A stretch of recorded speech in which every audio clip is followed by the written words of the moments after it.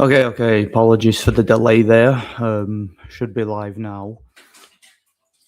As always, anybody who's already here, could you let me know about the audio levels? Are they good? I would appreciate that very much, as always. And let me just pour myself a drink while I get started.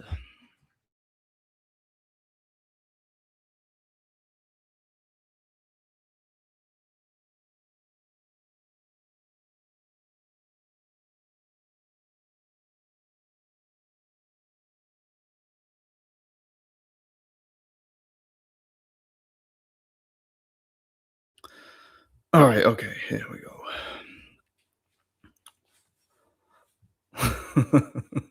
Hello from Germany. Are you actually in Germany? Are you? Interesting. Yeah, that might be where Usyk fights next. If he fights Kabayel, he might fight him in Germany, and if he does, he'll never be able to get a decision. Because it's scientifically impossible to get a fair decision in Germany. So that'll just never happen, will it? That'll never happen. Hello, Nordic Warrior. Can you do a video about Umut Kamkira? I can't even say that. Umut Kamkiran from Turkey. He's a boxer with a record of 25 wins, 0 losses, 23 by knockout. Went the distance with Arnold Jurjai. Well, if he went the distance with Arnold Jurjai, that's not a good sign. That's not a good sign at all. The Cobra. The Cobra, sorry, that's what they call him in it. Arnold. I'll look into him though. And Thomas Salek, who has held multiple regional titles like the WBC Asian Continental title and the WBC CISBB title, whatever that is, title, the EBU external are these titles real or are these made up? I've never heard of these titles. EBU external title and the WBC Mediterranean title and the Universal Boxing Federation. The guy's got every bloody title, hasn't he? He's got more European title and even defeated some guys with winning records. Turned professional against Edgar's Kalnars. That's all I wanted to say. Hello, and how you been doing? See you later. Yeah, see you later, man. God bless you.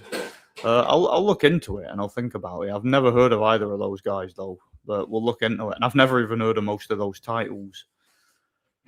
That's the thing I think puts a lot of casuals off boxing, isn't it? The fact it's got all these random ass titles that are only found in certain regions and nobody has a clue what they're all about or what even qualifies a person to fight for them,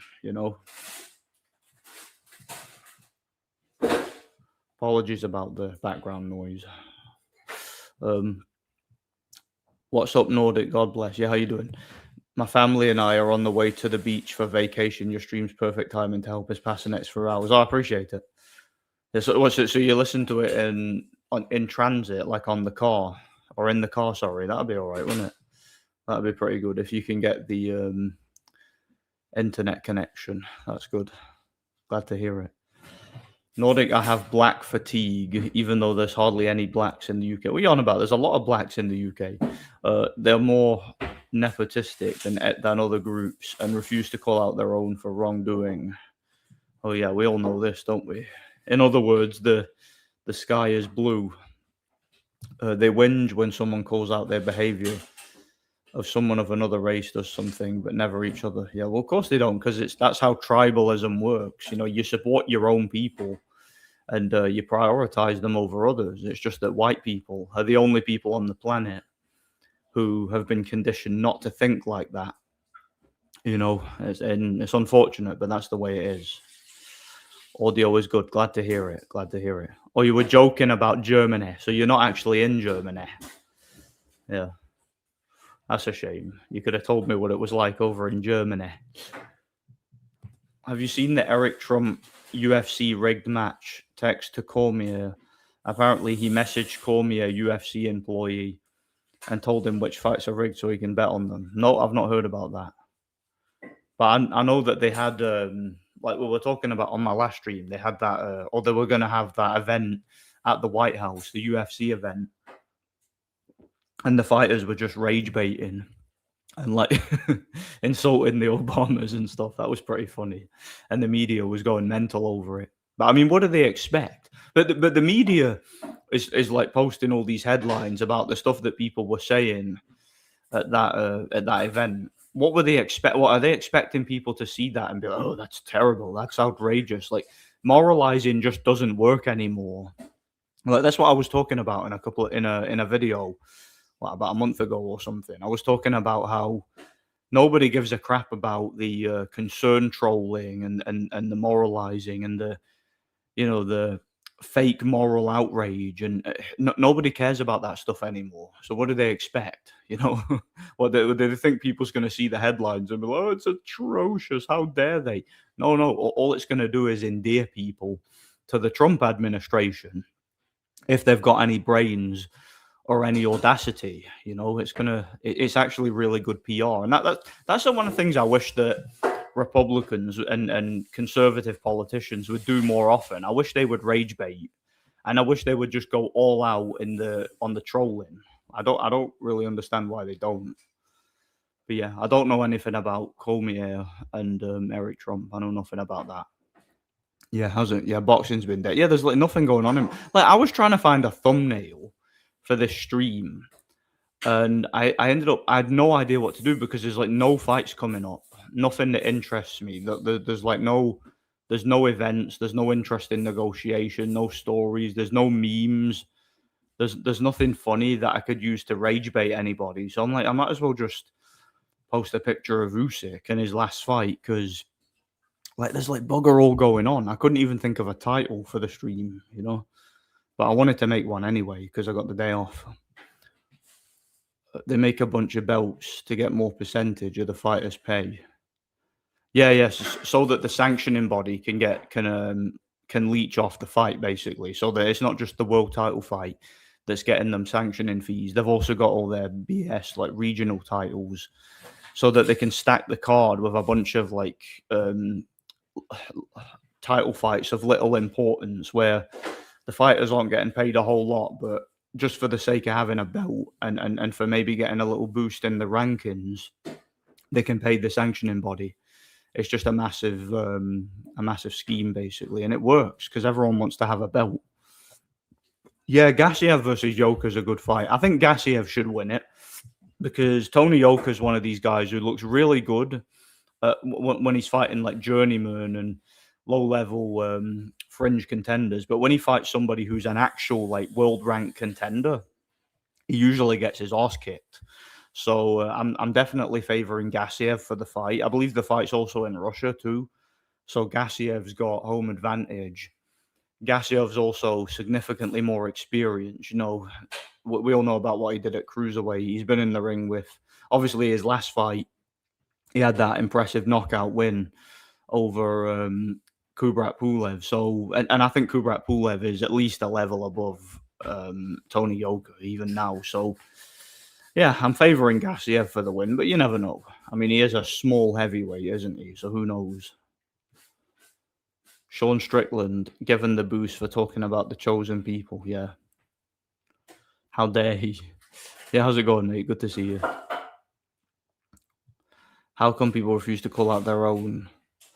Well, why would they? Again, it's tribal. You want your tribe to win in every. It's just human nature. In every single situation, every single development possible, you want your people, or at least you should anyway. You want your tribe, your people to win, which is why I don't engage in moralizing at all. Like I want people like me, conservative Christians. I want us to win. I want us to completely take over.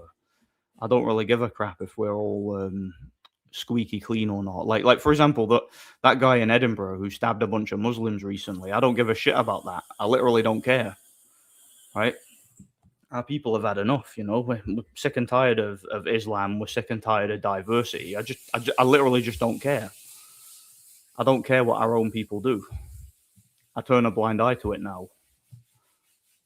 Yep, listen to it while driving. Yeah, that's good.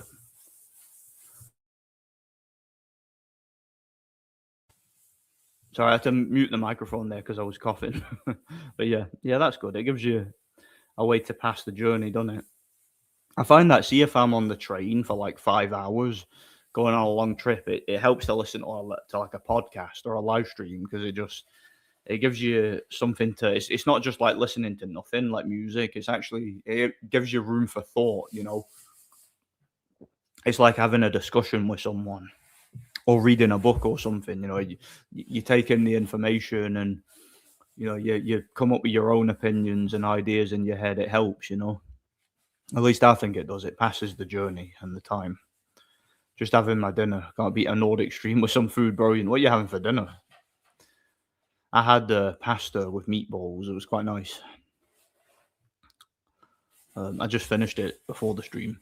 Yeah, Strickland got banned from showing up to White House events for speaking out against Israel. Oh, did he now? Did he? Well, what's he speaking out against Israel for? Why would you speak out against Israel? Israel's awesome. Israel's like, again, it's the land of the chosen people. Why would you ever criticize it? My only one criticism of Israel is that they're not aggressive enough. That they've been going to war with Iran. They haven't completely and utterly decimated every single building in Iran yet, which I find quite pathetic, if truth be told. Like, them and America supposedly took out some of Iran's leaders, as well as its nuclear program, yet for some reason the war is still ongoing. Why haven't they completely and utterly invaded the country, pushed its shit in and took over and established a new order there? That's what I don't understand. That's what they should do.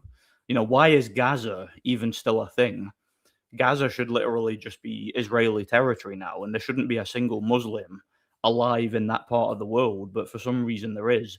Like, Israel are just a bunch of pussies. That's my one criticism of them, is they don't kill enough Muslims and they don't level enough buildings. I just want them to absolutely carpet that entire part of the world. That's what I want. Sean should touch them, because then we don't have to have these conversations anymore, do we? If they just get the dickhead Muslims out, you just wipe them off the face of the planet, and then we can go back to more interesting and more important topics, can't we? Yeah, Sean should touch the wall. Why not? The UFC White House main event, Ilya Topuria, is the Canelo Alvarez of MMA fake knockouts, fake fights. He got exposed by Justin Gaethje, who's the Dimitri Bivol of MMA. Topuria got battered. Yeah, I've not seen that fight. I did hear that a lot of people think that fight's fixed. That last one at the White House. I didn't see it though, so I've no idea. He also posted a video spitting on a church, saying it wasn't a real church that had a bunch of pride stuff on it, supporting pride. Yeah, I stand by that. Any church that's got a pride flag outside it is deceived by Satan. Literally any church. It's corrupted. It needs to be sanctified. It needs to be drawn out and sanctified and exercised, basically. Alex Pereira lost the Cyril game by stoppage last week. Did he? Yeah, I did hear about that. I've not seen it though. Weirdly enough, I got recommended on YouTube randomly. I got recommended Alex Pereira's fight with Israel Adesanya. That was quite a good fight. It was like really competitive as well. It's good. Cyril Gain is a cheat. Or does he use illegal tactics? I'll need to watch some of these recent MMA fights, because like a lot of the MMA fights I watch tend to be from like years and years ago, because I randomly get recommended them on YouTube. And when I get recommended one fighter, I end up just binge watching a whole bunch of their fights. Like I did that with Baz Rutten. I also did it with Bob Sapp. Like, have you guys ever watched Bob Sapp? Like, he had some crazy ass fights back in the day, and they were just like the ultimate freak show fights. I kind of did that with Kimbo Slice and Fedor Emelianenko as well. Like those are guys I binge watched for a while. Like I tend to watch a lot of the older MMA fights when they all looked like, when they were all just flat out freak shows and the sport was still kind of in its infancy. A lot of the modern ones I really need to catch up on though, because it's obviously a lot more advanced than it used to be back then. It's not as freakish now. It's not like retard stuff. It's actually, genuine. It's a genuine regulated sport now. So I definitely need to pay closer attention to it. Be interesting. And I'm also taking up MMA. I'm next week I'm planning to go and start training MMA. So yeah, I need to study it more and more. Like I'm still gonna be boxing, but I'm looking to do MMA maybe twice a week. Yeah, lefties on exactly how to rage bait. Exactly. And the more you rage bait them, the better, because it just shows we don't have the same moral compass as them, or we don't grant them their premise in every single situation. Boots and Zayas, I don't really care about that fight. I feel like it's just a predetermined sparring session for. I mean, look, the fight's in America, right? And you got a black guy, one of the PBC type. I know he's not a PBC fighter, but you know what I mean, right? He's one of these protected black chumps, right? Boots Ennis, a guy who basically just fights guys off his size, guys who are past their prime, guys who can't punch, guys who are compromised. And all his fights look like predetermined sparring sessions, right? And he's going to be fighting a Mexican who's riding high right now, coming off of. I know he's not Mexican, but again, he might as well be. You know what I mean, right? Puerto Rican, whatever, right? It's your classic, like, this is your classic PBC situation. You've got a random black guy, industry plant in America, and he's fighting a Hispanic who's got a bit of a following right now. We've seen this time and time again, haven't we? It's going to be like a boring, one-sided, predetermined win for Boots Ennis. Of course it is. Again, whenever you got a black guy in America who's like an unbeaten industry plant fighting some Hispanic guy, you know what the result is already. That's why Boots is a 4-1 favorite. Like, everybody knows what the result of this fight is, you know? Yeah. So I have no interest in it. Like, I've literally no interest. Whenever there's a black guy in America fighting a Hispanic, I've no interest in it, because it's just it's the same old script. I know that, back to say, you are always a cool YouTuber to me. God bless you. I appreciate that, man. God bless you. Yeah, mate. Screw ads. You need to get an ad blocker. See, if you're gonna watch anything on YouTube, get an ad blocker. It's a lot better, you know. Screw ads. Lefties, for the most part, are self-hating retards, and when Farage deports some migrants, hopefully he puts the camp in their areas. Yeah. Just put the camps for migrants in literally every single upper class white suburb. Like, put them all there, so we don't have to deal with them. Let them deal with them. Fighting in Russia. Rus TV yet. I'm surprised. I ain't surprised. It's mad. What's your opinion on interracial? I love how we just went from like boxing to interracial relationships almost immediately. I don't particularly like them. Defo does seem to get promoted a lot in the entertainment, but yeah, but they don't last. Like, interracial relationships don't last, because people have got nothing in common and no sense of identity. And the kids always turn out to be like a bunch of self-hating mongrels, don't they? So interracial relationships, not a good idea. Find a partner of your own race and stop being a rebellious twat and an oil driller. Stop doing that. Yeah, it helps you think and gets your brain going and passes the time. Yeah, it certainly does. I have Middle East fatigue. Same. I mean, for decades upon decades upon decades, we've been hearing about the Jews versus the Muslims and Israel and the IDF are sniping toddlers and blowing up buildings. And I'm starting to wonder, is there just an infinite amount of buildings in the Middle East? And is there like an infinite amount of Middle Eastern Muslim toddlers? Because I'm just like, why has a job not been done? It's like the Crusades, right? The Crusades were essentially the British and parts of the Holy Roman Empire, right?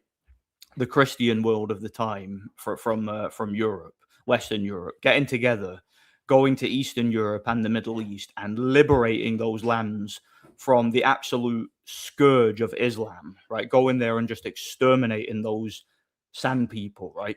What I want to know is, why was the job not finished? Why are the sand people still in existence? Why is there still Muslims in the world? Why is Islam still a thing? I mean, I thought the Ottoman Empire was wiped out. I thought Saladin and all his successors were wiped out. So why is Israel, right? So the state of Israel, which is run by Jews, right? Why are they still surrounded by the Islamic world? I want to know why the US, Israel, and whatever other superpowers there are in this world haven't just carpeted that entire region and took over. That's what I don't get. Like, can they just hurry up and get the job done, please? Because I'm sick and tired of this Middle Eastern sand people nonsense. I'm tired of it. Just get it done already. That's all I'm saying. Black people in the West say they have white fatigue. Well, you know what the solution to that is. Just leave. That's the solution, isn't it? Just go. I ain't against it, but if you people prefer their own. But if you are black and a white couple, that's super normie, 97% separation. Yeah, interracial relationships don't last. They don't work, especially when kids are brought into the situation. There's too much of a conflict there. Finally, I just wanted to say that there's regional titles out there, even unknown titles. Title collection just keeps getting more and more. Yeah, they keep adding new titles all the time. I mean, it's good for the fighters that they get to say they were a champion, but it's confusing for the fans who don't understand it. Iran is really hard to invade because it's insane geography. That's why they've lasted hundreds of years and couldn't be colonized. Well, again, the US just kicked over my bottle. The US and Israel need to get their finger out and just hurry up and just sort the place out and take over. And then make Iran, basically what they should do is make Iran US territory and establish a Christian United States and Israel coalition there, and make it the call it Trump higher or BB higher or something like that. Just make it US and Israel territory and just take over entirely. And hand it over to the chosen people who deserve it, and prepare it for conquest when Jesus Christ returns and establishes his kingdom on earth. Right, prepare it for that. Get rid of the sand people, or do what they did to us and force them to pay the jizya. You want to continue to be a Muslim, well, you got to pay us. You got to pay tribute. Why not? I'm all for the US and Israel completely and utterly taking over that land, It's all good. I just want it done. Gain was hitting Pereira with illegal elbows to the back of the head. He's a cheat. Yeah. Do I wouldn't be surprised if the rules of MMA get revised and that type of thing just becomes legal. Because that's usually what happens. Usually, Because remember in MMA, it used to be illegal to just double leg someone and to do a double leg takedown and just hold somebody down like Khabib used to do. That used to be illegal. You used to have to actually strike. Like, if you've ever seen that fight Bas Rutten had, or he was fighting that, I think it was a Japanese guy, and the guy held him down and just wouldn't let him move. Referee says, no, you need to do something inside. You got to strike, or you got to move around and establish some sort of control. So the guy had to get up, and then Bas Rutten ended up knocking him out. If it was the modern MMA rule set, Bas Rutten would have gotten submitted or just would have lost on points. That's what would have happened, Jalilov could be the heavyweight champion, but pretty big, refined. Jalilov spent a very long time in the amateurs and I think wasted a lot of his prime years. I don't really see him going that far, if truth be told. He could win a title. I don't see it personally. I think he's one of these guys who peaked at the amateurs, if truth be told. That's what I think happened with Jalilov. Just my opinion. Iran is based for bombing Rabbi Shmuley's shop. Yeah. Iran is almost massive, yeah. Iran is weirdly a Muslim minority country. Yeah, but the state that runs it is supposedly the Islamic Caliphate, right? So just wipe them out, as far as I'm concerned. Get rid of them. Take the place over all of a sudden. But Israel is killing peoples. They're killing Gaza. Is anyone else just fatigued by that? Like, I am completely fatigued by the Israel-Palestine shit. And I just want Israel to hurry up and win. I do. Because you can't destroy the state of Israel because it's ordained by God. God literally owns that land. He's put his seal of approval on it. He chose Mount Zion and the land that we now call Israel to be his seat of power when he returns, right? So it's ordained by God. So let's just get behind them full force, and let's get rid of the Arab Muslim world entirely. Let's make that a thing of the past. and then let's piss on that past and pretend it never existed. You know, they shouldn't even be here. If Lincoln wasn't a dipshit, they would have been sent back to Africa where they belong and probably get scooped back into slavery by Arabs or Jews again. Yeah, probably. That's probably what would have happened. But they're ungrateful. They should thank the white race for being so generous and giving them jobs, giving them a free education, allowing them to integrate into society, only for them to become rabid pit bulls who blame the white man for all their problems that they don't have because the white man literally gave them everything. Ungrateful people. Hit and miss with MMA. Sometimes very fun fights, sometimes very boring. See, look, I like MMA in the sense that I appreciate martial arts. I appreciate fighting. I appreciate the advancements behind it and things that can be learned from watching it. But I don't find it entertaining most of the time because most of the time, like it goes from being like bare knuckle kickboxing to all of a sudden just being like Olympic wrestling, which I don't find entertaining at all, where they're just grabbing each other and leaning on each other and rolling about. And it's just, I find the fights exhausting to watch. And I'm just like, I wish these guys would get up and box and strike each other for a bit of entertainment. Like, again, I understand and I appreciate the technique and the craft behind wrestling and grappling, but it's not something I personally enjoy watching. So that's my issue with MMA. It's something that I'd rather do it than watch it, if that makes sense. Whereas boxing, and kickboxing, I can do it and watch it, Cyril Gane fought Tom Aspinall, and it was a no contest because Gane poked him in the eyes, or did he? Yeah, that's horrible. But again, that's probably another thing that will become legal at some point. Do you know, I think Lewis Crocker can beat Liam Parrow. I think Crocker's the better fighter, better boxer. He is fighting in Parrow's backyard, which concerns me slightly, but I think Crocker's the better fighter. I do favour him to win, slightly. Muslims are voting for Gaza independent. They will do anything for Gaza. These people don't care about the country they reside in. What's getting worse? What pricks? Yeah, they're fine with them and their kids and their entire bloodline living in absolute squalor just because of their trauma bond with Islam and how much they hate Jews. That's all it is, mate. What are these people even living for? I mean, they're unrepentant reprobates anyway. If you're still a Muslim in this day and age, you're an unrepentant reprobate. Unless you turn from Islam and accept Jesus Christ as your Lord and Savior, you're going to burn for all eternity in hell. So why allow these people to live and corrupt their children, corrupt our people, corrupt everybody around them with the lies and evil of Islam, right? Get them out of society. Remove Islam from society entirely. World becomes a much better place. Yeah, but it depends on the style matchup for MMA. Sometimes it's more entertaining, sometimes it isn't, Leftist definition. A weak, wimpy boy in a malnourished man's body. Yeah, they all kind of look malnourished, except the Reddit atheist ones, because they're always fat, They're always fat. All right, let me pour another drink.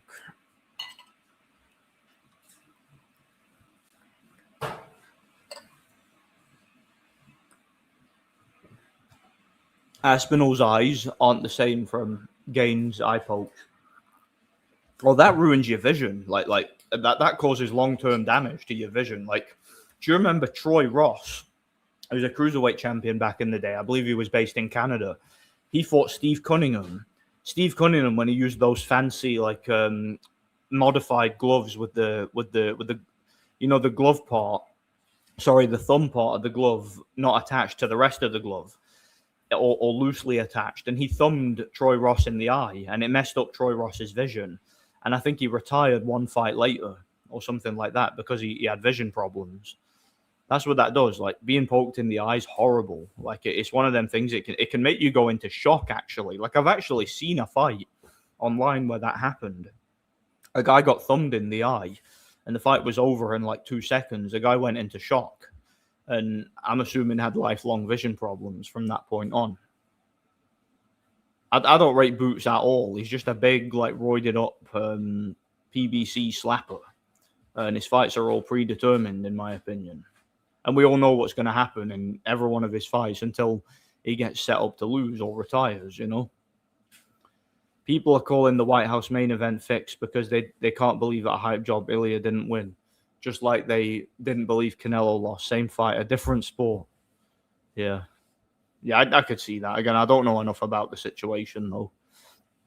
Maybe the guys are thinking the so-called Islamophobia, spiritual punishment for Muslim behavior in the rest of the world. Yeah, it could be. Well, I mean, look, false prophets were prophesied all throughout history, right? And Muhammad is one of them. He's one of many. Yeah, they are. Well, that's one thing YouTube is doing is they're taking away the ability to use ad blocker. Basically, like a lot of websites, you get this little message that pops up saying you're using an ad blocker. Turn it off, or you won't be allowed on the site again. Turki Al Sheikh has been diagnosed with brain cancer, has he now? I didn't know about that. God bless him. Hopefully he finds Christ before he dies then. Hopefully. Yeah, sometimes they bug the video. If you click on the ad to get off sooner or later, you can skip it. YouTube purposely starts to lag your video. Does it now? I didn't know they were doing that. I've heard about them like lowering the quality of videos if you use ad blocker, and I didn't know they did that though. Yeah, Moses Italma versus Filip Hrgović is a very interesting fight. Very interesting fight. And it's the first like genuine challenge of Italma's career. Like if he goes in there and does a number on Filip Hrgović, that's impressive. It's impressive. That's assuming it's a real fight, of course. So yeah, that's an interesting one. I've seen a lot of white people dating Asian women. Again, they're cooks. They're cooks. I mean, don't get me wrong. Like I know white women are a pain in the ass, so that's why they prefer Asian women, because again, white women are just retarded and they see them as not worth the effort. But I mean, just there's got to be a better alternative than dating an Asian woman. I mean, come on, man. You got to be pretty desperate to date an Asian woman. You got to be, and you got to like hate yourself and hate your entire bloodline to do something like that. You know, you're destroying your great grandparents' bloodline and genetic line from doing that. You know, the genetic line basically ends right there. The big problem with UFC fans is how gullible they are. They hype up any fighter beyond belief. When the hero loses, they can't believe it and call it fixed. Well, didn't they do that with Conor McGregor? Like, they acted as if, like, when Conor McGregor lost, they acted as if it was, like, the biggest thing ever. It was such a shock. Like, as if the guy wasn't, like, extremely flawed, you know? Hayes Code in the US tried to prevent interracial miscegenation. Yeah, miscegenation used to be illegal in America. And promoting it in the media, as well as paedophilia, rampant pedo would, but the spiteful mutants can't allow that. Boomer, yeah, typical boomers, ruining everything. Yeah. But it's funny, boomers will be the first ones to call people pedos when they were probably like banging 14-year-olds in their 30s and 40s. Like back in the day, that's what boomers used to do all the time. It was commonplace that happens. Gus firing the Breaking Bad actor has converted to Islam. I don't know who that is. I never watched Breaking Bad. The reason the gays don't do well in relationships is because God won't bless their relationship because it isn't biblical. Everyone who's single, get a Christian partner and have kids. Yep, absolutely. Get a Christian partner, have kids, get married. You know the deal. Don't have don't put yourself in direct conflict with God, because God will smite you. Okay, in everything that you do. That's what happens. Yeah, go back to Wakanda. If you don't like white people, why are you in a white country? That's what I don't get. Well, I do get it, but you know what I'm saying. These Islamic countries already have secular rulers. They are secularists. They don't practice Islam there. No, of course they don't. But they use Islam as a tool of oppression. And many of the people do wholeheartedly believe in Islam and believe that Muhammad is the ultimate human being, you know. That's how they believe, you know. Yeah. Every other races are fed up with the blacks, just like the funny video Nordic retweeted. Yeah. Everyone's fed up with them. Everyone's fatigued. I mean, how can you not be? How can you not be fatigued with seeing the same thing repeated over and over again and seeing how these people behave? How can you not be fatigued? Too big to fully annex. I beg to differ. I beg to differ. That's what nukes are for. I'm only kidding, but yeah, you know what I'm saying. Hopefully, they do fully annex it and just do what. You ever seen the movie Braveheart? Do what Edward Longshanks suggested. If we can't wipe them out, we'll breed them out. Just go over there, right? Have a bunch of like white Jewish and Christian kids and just raise them in that land and again just outbreed the sand people over in Iran and completely take over. Again, call it BB Trumpville or something. Why not? That'd be awesome, you know, and declare it a land conquered by the chosen people. If you click on not interested. Wait, did I not read that already? I thought I did. Are you guys repeating comments? I could swear I'm reading these same comments twice, or am I just tripping? Hi Nordic, second stream in a row, hit with 3 adverts. News to me also about Turkey's brain cancer. Yeah, I never heard about that either. Again, apologies about the adverts. Nothing I can do about that, unfortunately. YouTube wants to money max or ad max, doesn't it? Persians are great people. A lot of them hate on Islam. Well, if they hate on Islam, they sound pretty cool to me. You know, Christian revival is happening there, and it's a Muslim country. Well, yeah, it used to be a Christian country before it was conquered. So, yeah, it's hopefully it becomes a Christian country again. That's why we need another crusade, right? The US, Israel, every other European country in the world needs to get together and go on a mass crusade, get rid of Islam, establish a a Christian empire. Why not? That'd be cool. That'd be pretty based. And then we can celebrate our conquering success, and all the boomers can cry about colonialism and racism, and we can say, yeah, we're winning, you're losing. Do one, bitch. That's what we can say to the boomers. Like, when you die, we will make the world a better place because there'll be no more boomers. That'll be awesome. When all the you're racist and you do things that's racist and shit, and that is not nice. Hope not hate. We all bleed the same. All the boomers who say that stuff, when they all die, and then we take over the world and establish a conservative Christian empire everywhere, that'd be based. It would be awesome. I'm seeing your chats. Well, some of them. Did you say anything that didn't get approved? I don't know. Yeah, how's it going, Apology? Finished a chilled bar shift. How's everyone doing? Yeah, good, man. I'm not doing too bad. I got the day off. Speaking of bar shifts, yesterday I had the craziest shift I've had yet. Now, I didn't get into any fights. I didn't get into any altercations or anything crazy, but I saw more fights yesterday than I have ever seen in one day. Like put it this way, to give you people an idea of the kind of day it was yesterday. I saw 2 people get bottled within the space of about an hour and a half, right? 2 separate people got bottled. I saw about 3 riots. I don't know how many scraps. Like it was because yesterday, see, in Glasgow, I don't know if you guys know about this. There was the Transmit Festival in like just outside of the city. Now, the Transmit Festival is basically just a massive drug party, right? It's where they play music and they have a bunch of live events. People set up their stalls and all that, and they just go there and they just get high. Everybody's coked out of their mind. Everybody's on ket. Everybody like brings all their baggage with them, and a bunch of political rallies show up to it and everything. Everybody just kicks each other's heads in and goes crazy. There's usually several rapes and stabbings and things like that. And then afterwards, everybody leaves the festival when it's over and goes to the city and continues to get coked up and cause trouble. But then in the city, where there's all the different demographics, it gets so much worse, right?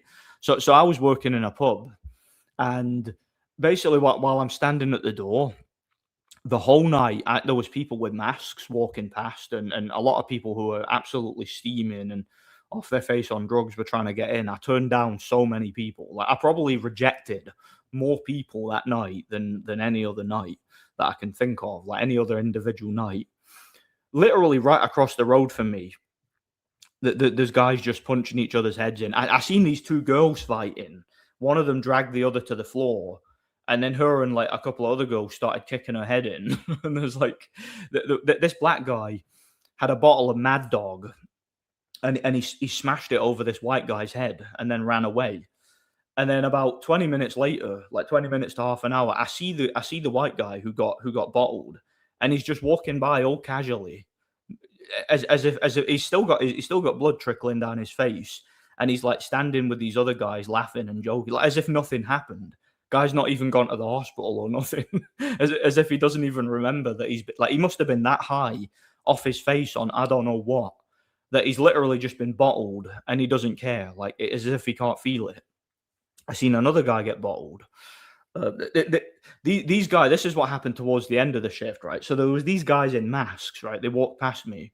One of them shouted something to me, as if like he wanted to fight me or something, and but I ignored him, right? Because that's what I do when people try to goad me. I don't rise to it. But then I looked over at him, and he kept shouting at me. He's like, "Are you there?" And I couldn't even understand what he was saying. And then just when I thought he was about to try and jump me or something, this black guy walked past.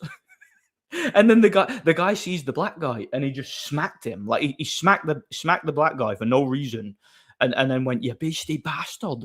And then the black guy ran away, and then that lad and all his mates chased him. Like he literally he went from shouting at me, wanting to fight me, to then just smacking this black guy and chasing him down the street. And I'm just standing there like, what the heck is going on tonight? Like, is everybody in the city just off their face on drugs? That's what it seems like. Crazy ass shift, man. It was mental. One of the weirdest experiences of my life, and I'm actually shocked that I never got into a fight. Like I was able to stand there and not get involved in anything. It was pretty bizarre. Like everybody around me, I felt like I was the only sober person in the entire city, because everybody around me was just, I don't know. It wasn't a chilled bar shift. I tell you that. It was a crazy ass bar shift. USA lost to the Persian people in Iran based. If Iran is to be destroyed, they should just destroy the land the Hats stole. I wonder if Iran is developing weapons that reach the US or have nuclear. I don't know. Well, doesn't Iran provide weapons to Russia?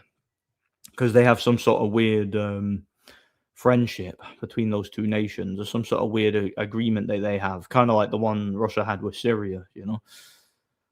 Was happy to see Justin Gaethje finally win the undisputed lightweight title over Topuria.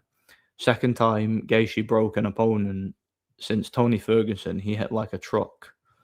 Again, I've not really watched these guys, so I've no idea, you know. In the UK, everybody on Half-Breed Moses Atal McCock, yeah. Well, he's the new Anthony Joshua. He's the new Amir Khan. You know, he's the new guy, the new random minority guy that the British government and the boxing establishment have really gotten behind, you know. He's the guy that they're all pushing. Hopefully Hergo Chad ruins the Kalergi Atalma. That would be quite funny. I don't think it'll happen because, to be perfectly honest, just me being pessimistic, I don't think they would put Italma in the ring with someone who could beat him right now. So it'll probably be a fixed fight, but you never know. You never know. Gain French. That's why he poked Tom in the eyes, because he's English. Typical. You guys ever seen that movie where was it Mr. Bean, like Rowan Atkinson, where he goes like, "If you ask me, the only thing the French should host is an invasion." That's a good movie. Johnny English, that was that movie. Yeah, and he just that whole movie, he just takes the piss out of the French. He's like, the only thing the French should host is an invasion. That was good. If blacks got shipped back to Africa, their chieftains will sell them elsewhere. Yeah, the chieftains will sell them to Iran or whatever, or Saudi Arabia. That's what they probably do. But I tell you, see, if that happened, it would still be the white man's fault.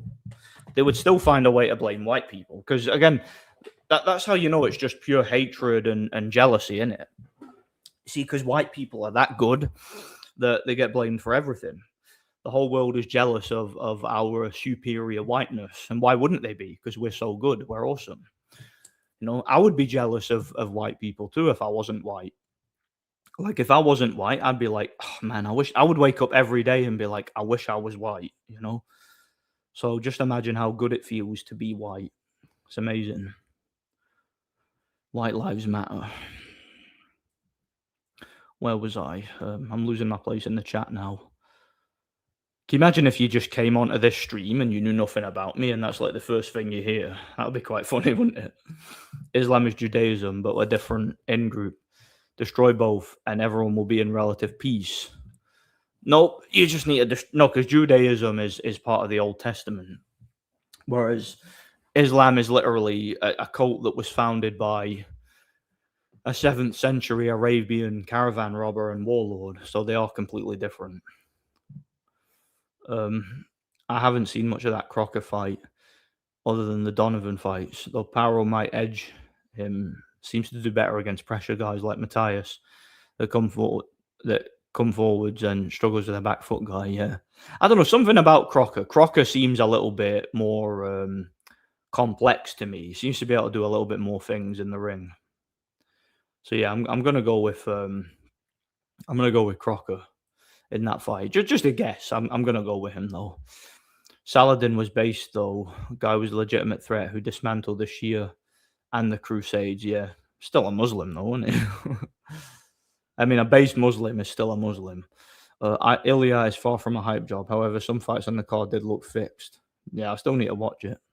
It's the Jews, bro. Yeah, blame it on the Jews. Like, you guys ever heard that song? It's that Lizzo song where it goes, "Not my fault, blame it on the juice." Like, I heard that once, and then I was like, imagine, I just thought of a remix that I should make. Blame it on the Jews. It's not my fault, blame it on the Jews. That would be a funny song. Or, don't blame it on sunshine. Don't blame it on moonlight. Don't blame it on good times. Blame it on the Jews. That's a better one. Are you an anti-nationalist? Annihilationalist. I can't read today. I'm retarded. There are some strong arguments for it. I'm torn between eternal torture or annihilation. To be honest, I don't know. Really. I'm torn on it as well. Shut up, Xbox. Oh yeah, I left my Xbox on. Let me turn that off. Let me just turn my Xbox off just to save Lecky. There we are. What was I saying? Yeah, I don't know, man. I'm torn between it as well. A lot of what I say is just me shit posting, as you know, but there's a lot of truth to it as well, The Soviet Union exiled the Germans living in East Prussia, that's now Kaliningrad. Yeah, they did. Screw the Soviet Union, man. They're assholes. If you wanted to stop crossbreeding races, ban abortions and the pill. The last part is the main reason why women become insufferable whores. Legit messed up their hormones, yeah. Well, here's the thing, right? See, when a woman has sex, we're already on that part of the stream. She retains semen, right? And she retains a DNA imprint from every single man that she sleeps with. So if a woman sleeps with a whole bunch of men and then just has a bunch of abortions, her immune system's going to be all messed up, as well as her hormones and everything, because it's going to take on a whole bunch of nonsense from a whole bunch of different guys of different genetics. It's not going to be able to pair bond, and they're just going to, like you say, they become insufferable whores. That's what happens, Gays are much higher risk of contracting STDs because it is natural to be born gay. Well, here's the thing, right? I wonder if, let's say we knew nothing about sex, we knew nothing about sexuality, and let's just say we know nothing about anything, and we're just thinking, like hypothetically. I wonder if it's a good idea to take a penis and put it into a colon and ejaculate into the area where people shit. I wonder if it's a good idea to just take a big fat, like, stinking, shitty arsehole and put a penis in it. Nothing could go wrong there, could it? Like that's no, you wouldn't do that and think, wow, maybe this isn't sanitary, or maybe I'm not going to catch anything from this. Do you see what I'm saying? It's just not something that it's not something that a rational, like, non-mentally ill person would think to do, is it? Like a normal person without without any, messed up hormonal issues or tendencies is going to think to do that, are they? I don't know about you guys, but I've never thought to myself, I've never just sat there and thought, I think it would be a good idea to take a shitty, like, you know what I'm saying? Let's not go there. And I'm assuming everybody who's watching this is smart enough to know that that's not a good idea, you know? Poland and Czechoslovakia ethnically cleansed Germans in the land. Yep, they did. Lands that were once Germany was massive before World War One. Yeah, yeah, true. A lot of the lands like Czechoslovakia and whatnot were German territory, and all the Germans got ethnically cleansed after losing World War One and Two, which is sad, you know. Is it true that black people was Kangs and shit? Well, some of them were Kangs, Kangs in Africa that enslaved their own people. Some of them. I'm going to have to agree to disagree with you on race mixing. I don't see a problem biblically from reading from scripture. Seems like God doesn't care whether you race mix. Well, there's nothing in the Bible that that says anything really about mixing aside from the Nephilim mixing with humanity. That's the only thing that I can think of from the entire Old Testament that says anything about race mixing. That was, of course, a problem, but basically, human races. I think back then it was just generally accepted that people from different lands and different bloodlines and whatnot would breed within their own land. I think that was just human nature, and that was just the general status quo back then. Race mixing is a generally new and and I'm not talking about like raping and pillaging foreign lands. I'm talking about like actual consensual race mixing is a relatively modern concept that probably didn't even exist in biblical times. So there's issues there that wouldn't be addressed in scripture, At least that's what I would have thought. I just don't personally like the look of it, I'll be honest with you. I don't think there's a single example I could look to of where it really works. So your opinion on race mixing seems to be that, yeah. Again, it's an opinion, isn't it? I can't tell anybody who they can or can't race with. Again, I'm just shit posting, really. The fatigue is real. It's a system where we've been oppressed by the system. We were samurais and shit. Yeah. By annex, I mean making it part of America. Yeah, it should be part of America. Why not? Black people will tell you with a straight face Africa was a paradise. Yeah, they think it was Wakanda. They think Wakanda's real. Peaceful place filled with gold before the evil white men came and took everything. Yeah. Yeah, they literally think that Africa was like a peaceful, thriving, technological superpower. But everybody was so nice. There was no weapons. There was no guns. There was no murder. There was no slavery. There was no rape. There was no disease. And then the white man came in and just butchered it and bastardized it and took them all as slaves, But these are the same people that think that boxing is dominated by blacks and always has been, Forgetting that the likes of Rocky Marciano and Jack Dempsey and Jess Willard and Jim Braddock and Fritzy Zivich and whoever else, forgetting that these guys existed, But boxing since its inception has always been dominated by blacks, right? Has it, though? Has it really? Might be too much Iron Brew making you loopy. Yeah, that's why, isn't it? Yeah, the Iron Brew's making me. Do you know? I have felt weird today. I have. I think I'm in a little bit of a state of shock right now because again, that shift yesterday. See when you're standing in one place for like 9 hours and you see like multiple people of different races beating each other's heads in and bottling each other and telling each other they're gonna kill each other and all that. It kind of gives you this weird. It kind of nurtures that dark sense of humor that you have, and I think I'm in a weird state of mind because I didn't feel anything the whole day. Like again, I watched a black guy get smacked right in front of me by a guy who I thought seconds earlier was gonna try and smack me and then kick my head in with his mates. But then all of a sudden, a black guy walked past. I don't know. Were you listening to me earlier? I was talking about yesterday, and literally, I just stood there gobsmacked. I'm like, that guy, coked out of his mind, was staring at me like he wanted to kill me for literally no reason. And then a black guy walked past. And then he just attacked him. The guy shot himself and ran away. And the whole lot of them chased him, and I'm just standing there gobsmacked, like, what is wrong with the world? Like, isn't diversity great? And I was also like, what was it? Some other guy walked right up to me and said "F all Muslims," and then walked away. What else happened? Again, I mentioned there was I seen a girl. She was like hanging around with there was like a bunch of these like young. I don't know what these guys were. They looked like they might have been Romanian or something, or like some immigrant lads, and they were hanging around with these young white girls who looked about 13, maybe even younger. One of the girls got her head kicked in by a group of other girls.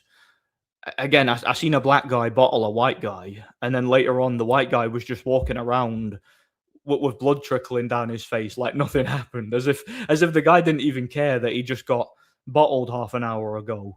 Oh man, it was such a strange day.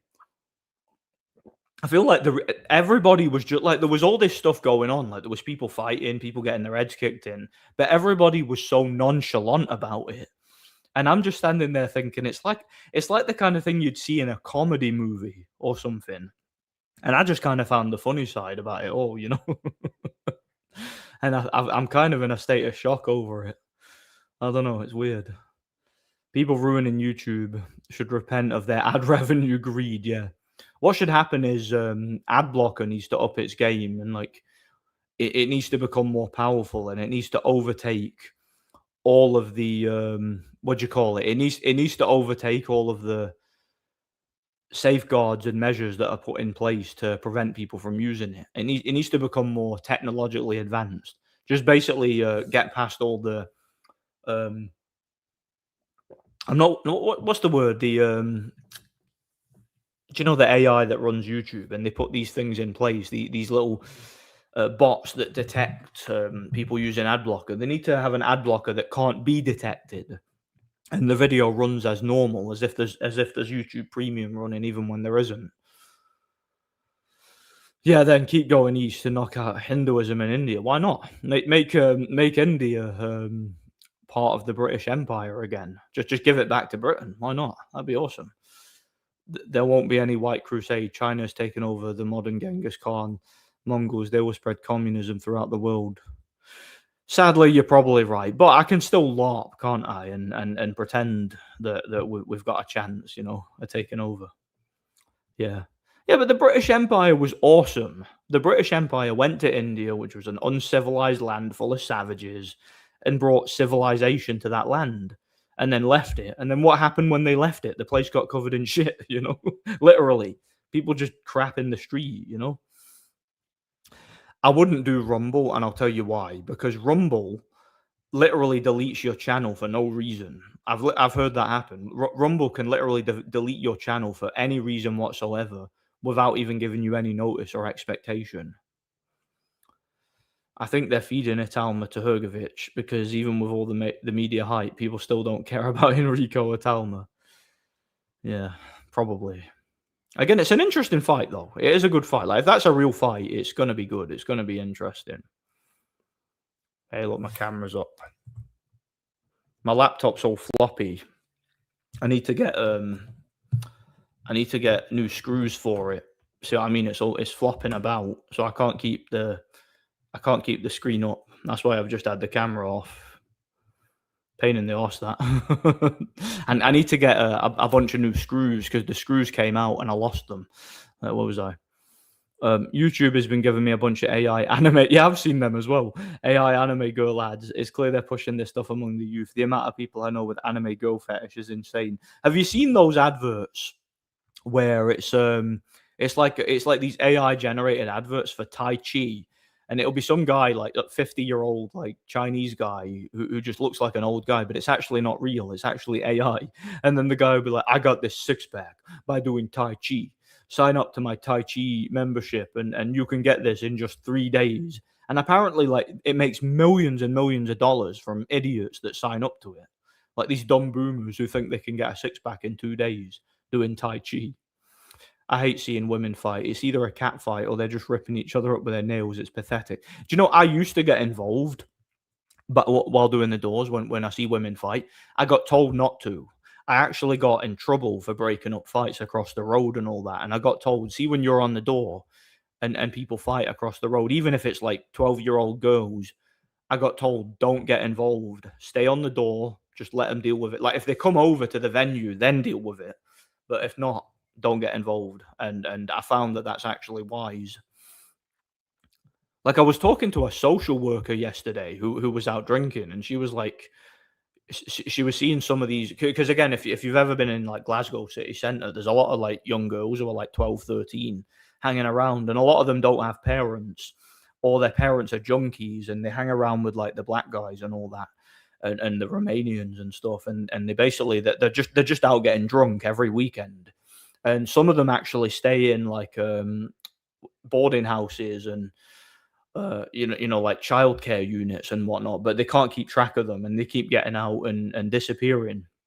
And she was saying to me, like, she's like, "Oh, I know some of these kids, like some of these teenagers, that parents are junkies and whatnot." And she's like, what am I even supposed to do? You see them out doing all this stuff, getting drunk and all that, and people are giving them booze and drugs, and it's like, and how do you get them home? How do you deal with them? And I said to her, I was like, "Listen, it's not your responsibility. At the end of the day, they're not your children, right? You don't have to pay for taxis for them. You don't have to make sure they don't hurt themselves and stuff. Like, it's the more you do for these people, the more they'll expect from you and the more they'll take from you. And at the end of the day, like I say, it's not your responsibility. It's it." And she's like, "Well, it kind of is because I'm a social worker." And I'm like, "Yeah, but you're not working right now. You're not being paid.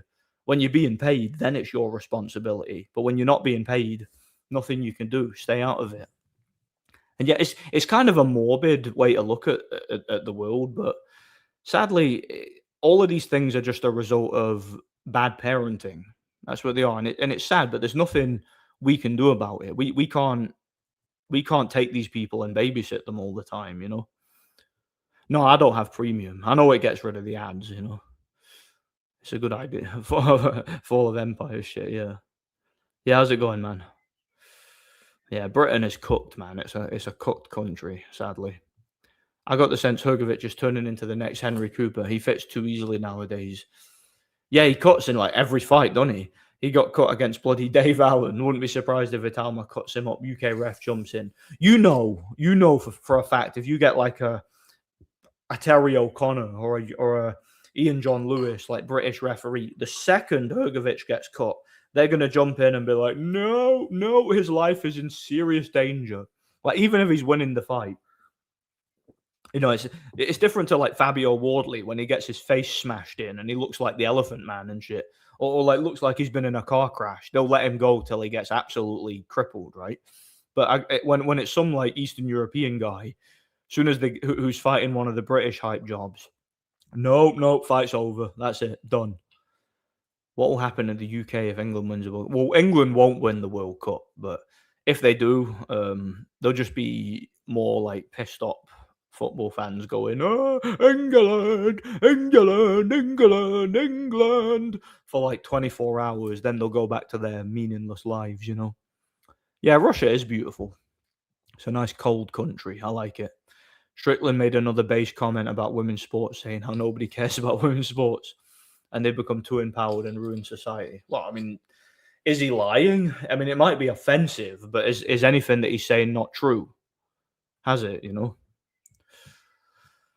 Like most things women related, subsidized by men. Seriously, they need to mark it as another failure and kick them back to the kitchen. Yeah, absolutely. Kick them all back to the kitchen. That's what I say.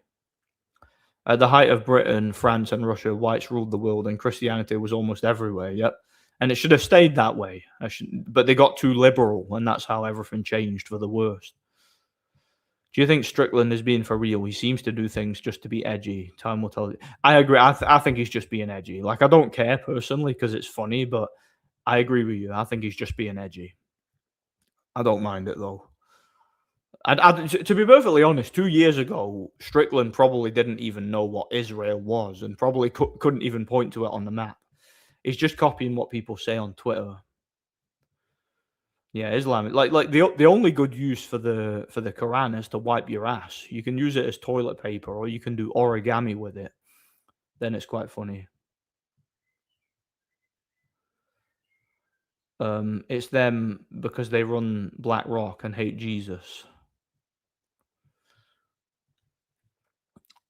women's sports to made to say women shouldn't be in the kitchen, you know. Well, they should be in the kitchen making sandwiches. That's where they should be. It's not just the Jays. It's Jays and some traitorous Gentiles along with the Norman. Well, again, look, some people have made this point already. Back in the days of Assyria, back in the days of the Moabites and the Canaanites, right? Back before the state of Israel, the original Israelis ever even existed. You can go back further than that, right? You can go back to, I mean, you can go back to the days of Genesis, right? There has always been sin on earth ever since Adam and Eve ate the forbidden fruit. There has always been sin, right? When there was nothing but Gentiles on earth, you had paganism, right? When there was nothing but the original human beings, or again, all from the days of Genesis, you always had sin, right? Even before you had the likes of Abraham, Isaac, and Jacob, right? Before what we would now call the Jewish people existed, there was always great atrocities committed, wasn't there? There was always things that were an affront to God. What did any of that have to do with the Jews, right? People act as if, like, again, what we were saying earlier about Africa, right? It's a similar idea that a lot of white people have about Jews, right? People seem to have this idea that everybody was a pious, Bible believing Christian. Everybody was peaceful. There was never any wars. There was never any murder. You know, there was never any sin. Then all of a sudden, the Jews came along, and the world just went to shit. That's not how it works. Okay, it's complete and utter nonsense. Blaming the Jews is such a basic bitch way of looking at things and looking at the nature of sin. You know, people really need to read the King James Bible and become clued up on such things. You know, it's more simple than that. Women are just evil, like all human beings. We need to tell them that they realize their sinful ways. That's where you start. Yeah, exactly. He's right here. Look, every single human being falls short of the glory of God, right? We are sinful by our very nature. We all have sinful thoughts, sinful desires. And wherever humanity exists, there will always be war. There will always be selfishness. There'll always be corruption. There'll always be greed. There'll always be lust. There'll always be murder, right? These things will always exist as long as we have humans, right? Because we all fall short of the glory of God, which is why every single one of us, without fail, needs the grace and mercy of Jesus Christ, right? Otherwise, we will never achieve salvation. Okay, it's obvious. Good point. They should being up the Ottoman Empire. Nordic, I was actually impressed that you were able to squat the average American for a set of 5 last week. Yeah, I did 3 sets of 5 at 110k on the squat. And then I did 2 reps at 112.5. So it's interesting. The other day, the day before yesterday, actually, Friday, I decided to do a light day. I didn't record this, obviously. Like, I did a light day in the gym, and I did. I think I started with 70k. I did a set of 10. Then I did 90k. I did a set of 10. Then I did what was it, 100k for a set of 10. I think after that. And then after that, I went back, like, because that was what I planned to do for my light day. Then I went and did 110, which was my last one, right? My 3 sets of 5. I did I think 1 or 2 sets of 5 at that. And then once again I did 2 reps at 112.5. So even on my light day, which is why I'm quite happy with my progress on the squat right now, because even at the end of a light day workout, I was still able to press. I was still able to squat 110 for a set of 5. So whatever I'm doing with the squat is working, because I'm actually progressing it really quickly now, and I'm not having the same issues with recovery that I had before, and that's because my diet's better now. Like, I'm getting enough protein and enough sleep to facilitate it. I also did deadlift and bench press the other day as well. My next deadlift workout, I might record this, is going to be 120. That's going to be my next deadlift for 3 sets of 5. So we're going to be doing that. Nordic's live stream topics are more unpredictable than Germany in World War II. Yeah, they are, aren't they? Like, again, we can go from talking about, like, Jeroen Ennis being a hype job to whether or not sticking a penis in a shitty arsehole is sanitary or not in the space of like 10 seconds, potentially, Being gay is just lame and there's nothing great about it. Leftists are insane. Like, leftists will still insult people by calling them gay and saying that you're a cocksucker. So even though they support that stuff, they know it's disgusting and they know it's a humiliation ritual. They'll never really be behind it, will they?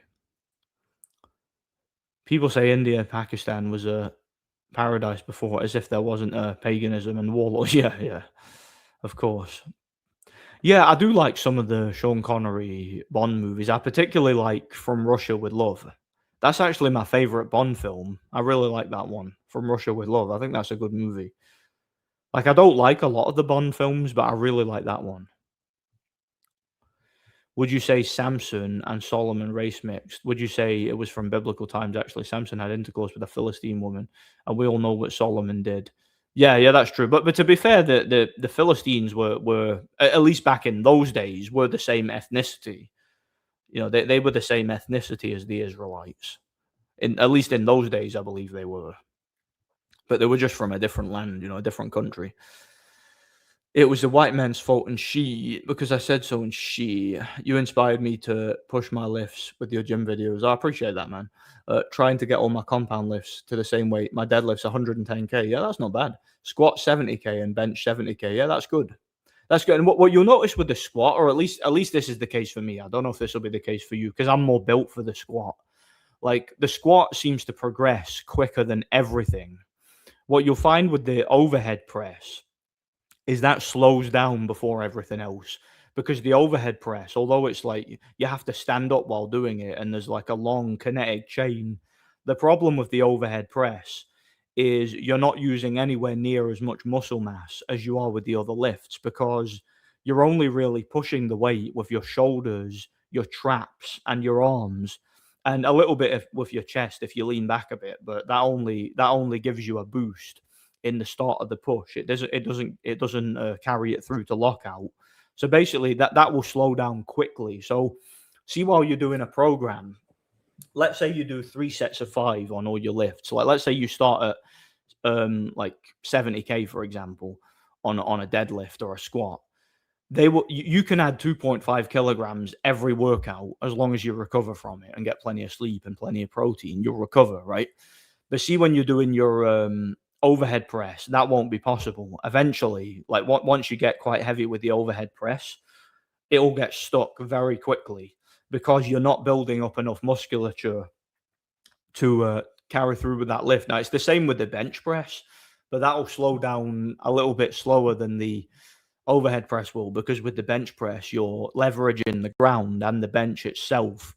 So even though you're not using a lot of muscle mass in the push, you're using a lot of muscle mass to stable it, and you don't have to be as well balanced as you do if you're on your feet. That's what's unique about the bench press.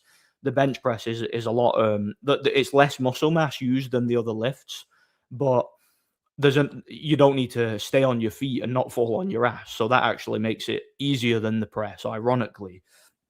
What you'll find with the deadlift, and this is something to bear in mind, when the deadlift starts to get heavy, so once you get like over 110k and like whereabouts you are, what will happen with that is your grip will start to fail. So you'll do, like, let's say you'll do a set of 5 easily. When you get to your next set, once you get to like the 4th or 5th rep, all of a sudden your grip will completely fail. That happens to everybody at a certain way. Their grip fails before your strength does. So you might be strong enough, let's say, to deadlift 160k. You might be able to do that for a single. You might be that strong. But you try doing a set of 5 at 120, and all of a sudden you'll feel weak because your fingers won't be able to hold on to the bar. That's one of the problems. So that's why a lot of people tend to, like, see, when the deadlift starts to slow down, that's when a lot of people start to add straps and things like that to help, or chalk, to help them with the grip. So that's the thing to bear in mind. But those are actually quite good numbers. Again, 70k is good to start. And it's the good thing about that. See, squatting around about 70k or something, you'll be able to do a lot of reps, and you'll be able to recover from it easily because it's less than your body weight, so it's sub-maximal. So those are good lifts. And if I was you, I would keep doing it. make sure see a day in between, and this is important for like people who are just getting into lifting. Make sure you have a full day of recovery. Like don't do what I did a couple of years back and just lift every single day, because then you'll end up with injuries and messing up and that. Like make sure you get a full day for recovery, and make sure that each workout you increase the weight a little bit, but do it within reason. Don't add like 10K or something. Add like 2.5K or something like that, or less if you've got like those little 1 pound plates and stuff that some people have. But yeah, that's good. Keep it up, man. Keep up the good work. It's awesome. I wish everybody would train, and actually train. You know, Worst mistake white people made was letting women vote. Yeah, yeah, because most women are retarded. Let's be honest, they're stupid. That's the one thing Islam was right about. It was right about women. We did massive atrocities in India, but to say people had nothing to do with it should suffer is stupid. Yeah, make India British again. Why not?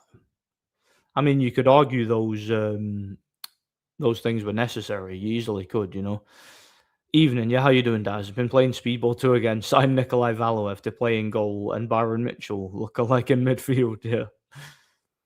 A couple of weeks ago, I got a couple of vids about that Hello Fresh ad, and then got gay dating ads in the days after. AI lacks nuance. Clearly, yeah, he's listening to everything you say and do. That's what's happening, and it's just recommending you all the stuff you don't want. I call illegals druggies and druggies benefit bandits. Yeah, that's a good thing to call them. Yeah. I think you will get involved if you saw an Indian, black, and Arab guys fighting each other. No, I won't get involved at all. It's nothing to do with me. I've seen that. Like I've seen groups of immigrants just punching each other's lights out, and I've just stood back, and it's nothing to do with me. Things, if you intervened in a fight elsewhere, you're opening yourself right up to legal issues. If anyone accuses, yeah, yeah, and I've been there. It's happened, and that's why I don't do it anymore. If I see people fighting across the street from me, it's nothing to do with me. I stay out of it. England win at football versus a Tommy Robinson rally. What's the difference? Yeah, it's the same thing, isn't it? It's the same types of people anyway. Football crowds with their alcohol and cocaine and shit. One of the biggest issues in society is bad parenting. My whole family is practically guilty of this, and now the young kids are growing up retarded, watching nothing but reels and eating McDonald's. Yeah, you wonder why society is in such a mess when people feed their kids goy slop and let social media and the TV raise them. You wonder why kids turn out to be such retards. Unfortunately, in modern cuck Europe, we don't have access to guns. It used to be. Yeah, too bad Europeans don't have access to. Yeah, in the 20s, but what happened is the boomers allowed themselves to be emotionally manipulated and gaslit to give their guns up. That was what happened. So, yeah, it's a shame. It's horrible. It's horrible. We don't have the right to self-defense in this country, but of course all the criminals can carry whatever they want because they're criminals and they don't follow the law. So, is what it is. Eve kicked Adam out of heaven. If Adam was red pilled and watched an Andrew Tate video, this wouldn't happen yet. If Adam wasn't a cook and he told Eve to get back in the kitchen and make him a sandwich, the concept of sin would never have existed. Makes you wonder. Because Eve was deceived by the serpent. Adam ended up allowing her to lead. Adam should have led. It's hard to believe that the world's biggest sport, football, isn't fixed. It's always fixed, man, in my opinion. Argentina has all the stock right now, and I believe it's fixed for them to win again. Great team, though. Yeah. Yeah, football is just exhausting. It's a boring sport, in my opinion, and it probably is fixed because with the amount of money and gambling, I can't imagine it not being. I keep seeing your typical Reddit atheist saying how Jesus and Christianity is a copy from paganism, but there are so many videos on Inspiring Philosophy's channel debunking all those weak arguments. But they're not interested in seeing those videos because they're not interested in the truth. All these Reddit atheists are interested in is justifying their own sins. That's all these people care about. That's all they've ever cared about. They want to keep sinning with no inhibition and do whatever they want. That's all they want. Do you think Kala Sauerland and Misfits will make the Frotch versus John Fury fight? Nope, that won't happen. Look, they've been talking about that for how long now? It's not going to happen at this point. That's just two old men that are desperate for relevance. That nobody cares about them anymore, and they want recognition. So because you can make more money and get more attention by just talking about a fight than actually having a fight these days, due to the nature of social media. New song, rule Britannia, Britannia rule the waves, send the illegals back the way they came. I quite like that. That's quite based. By the way, I was on Beat 103 Preston today to discuss music and creative stuff with my mate Marty. Marty, a nice show. Oh, that's good. Are you like right into your music then? That's good. Maybe check that out. Being gay is so wonderful. Why do so many people go into denial about it? Wish they weren't, etc. Even when it's now tolerated. No well-adjusted gay person would choose to be gay. Yeah, I know. I'm thinking of making a Christian channel soon, similar to yours, but focusing less on boxing. Yeah, you might as well. Why not? I need more base channels out there, because most of the channels are a bunch of cooks who have got no standards whatsoever. Couples do a bunch of weird sexual stuff nowadays, getting weird ideas for the blowjobs are nasty and not. Yeah. Blowjobs are just vile, mate. Who would do that? Seriously, who came up with that idea? Of course, women are still great. A good pussy is like divine. Yeah. Sometimes they're more trouble than they're worth, though. Sometimes, Sometimes they're like cactuses. Lefties who are all for gays and trans and equality are literally letting Muslims who slaughter those kinds and also treat women like slaves, basically. Yeah. Makes you wonder, do they really support those people, or are they trying to get them all killed? Makes you wonder. Yeah, they say that all the time because they don't understand the triune God of the Holy Bible, because they're deceived by Satan. That's why they don't know what they're talking about. Inspiring Philosophy is definitely the best Christian YouTube channel. Christians also need to stop denying evolution, or they'll just appear retarded. Yeah, I like Inspiring Philosophy as a good channel. Keir Starmer is resigning in the upcoming days. Do you think they will get the Indian Hindu Rishi Sunak back in office again? Don't really care, to be honest. It doesn't matter. I don't really care about government and who's in charge. They're all leftists. And until we get like an actual, fully committed, born again Christian, Bible believer who's truly God fearing and wants the entire country to be a God fearing Christian country, and doesn't care if he gets called racist and whatever. Like, until we get somebody like that, somebody who's willing to stand on truth and the gospel, and use that as his basis, then I'm not interested in government. I'm not interested in anybody who wants to cook for anybody. There are a few really good books about how football matches have been fixed, including internationals, and like fixing has gotten more sophisticated. Yeah, just like with boxing. Again, I talked about this in my previous stream. How do you prove a fight was fixed? A fight could be very obviously fixed. You're never going to be able to prove it, are you? Because there's never going to be any forensic evidence, is there? They believe in the universe, magic rocks, tell you who you are. They supposedly believe in these astrology signs crap and aliens, but an all-powerful God is too far-fetched for them. Yeah, they believe in aliens and different galaxies and whatnot, and all this sci-fi nonsense. They believe in the multiverse and all these different realities and all that crap. They believe in the most like convoluted mumbo jumbo you could possibly think of. But they believe a man can become a woman, but they don't believe in God. The idea that the universe was created by an all-powerful celestial being is just a little bit too far.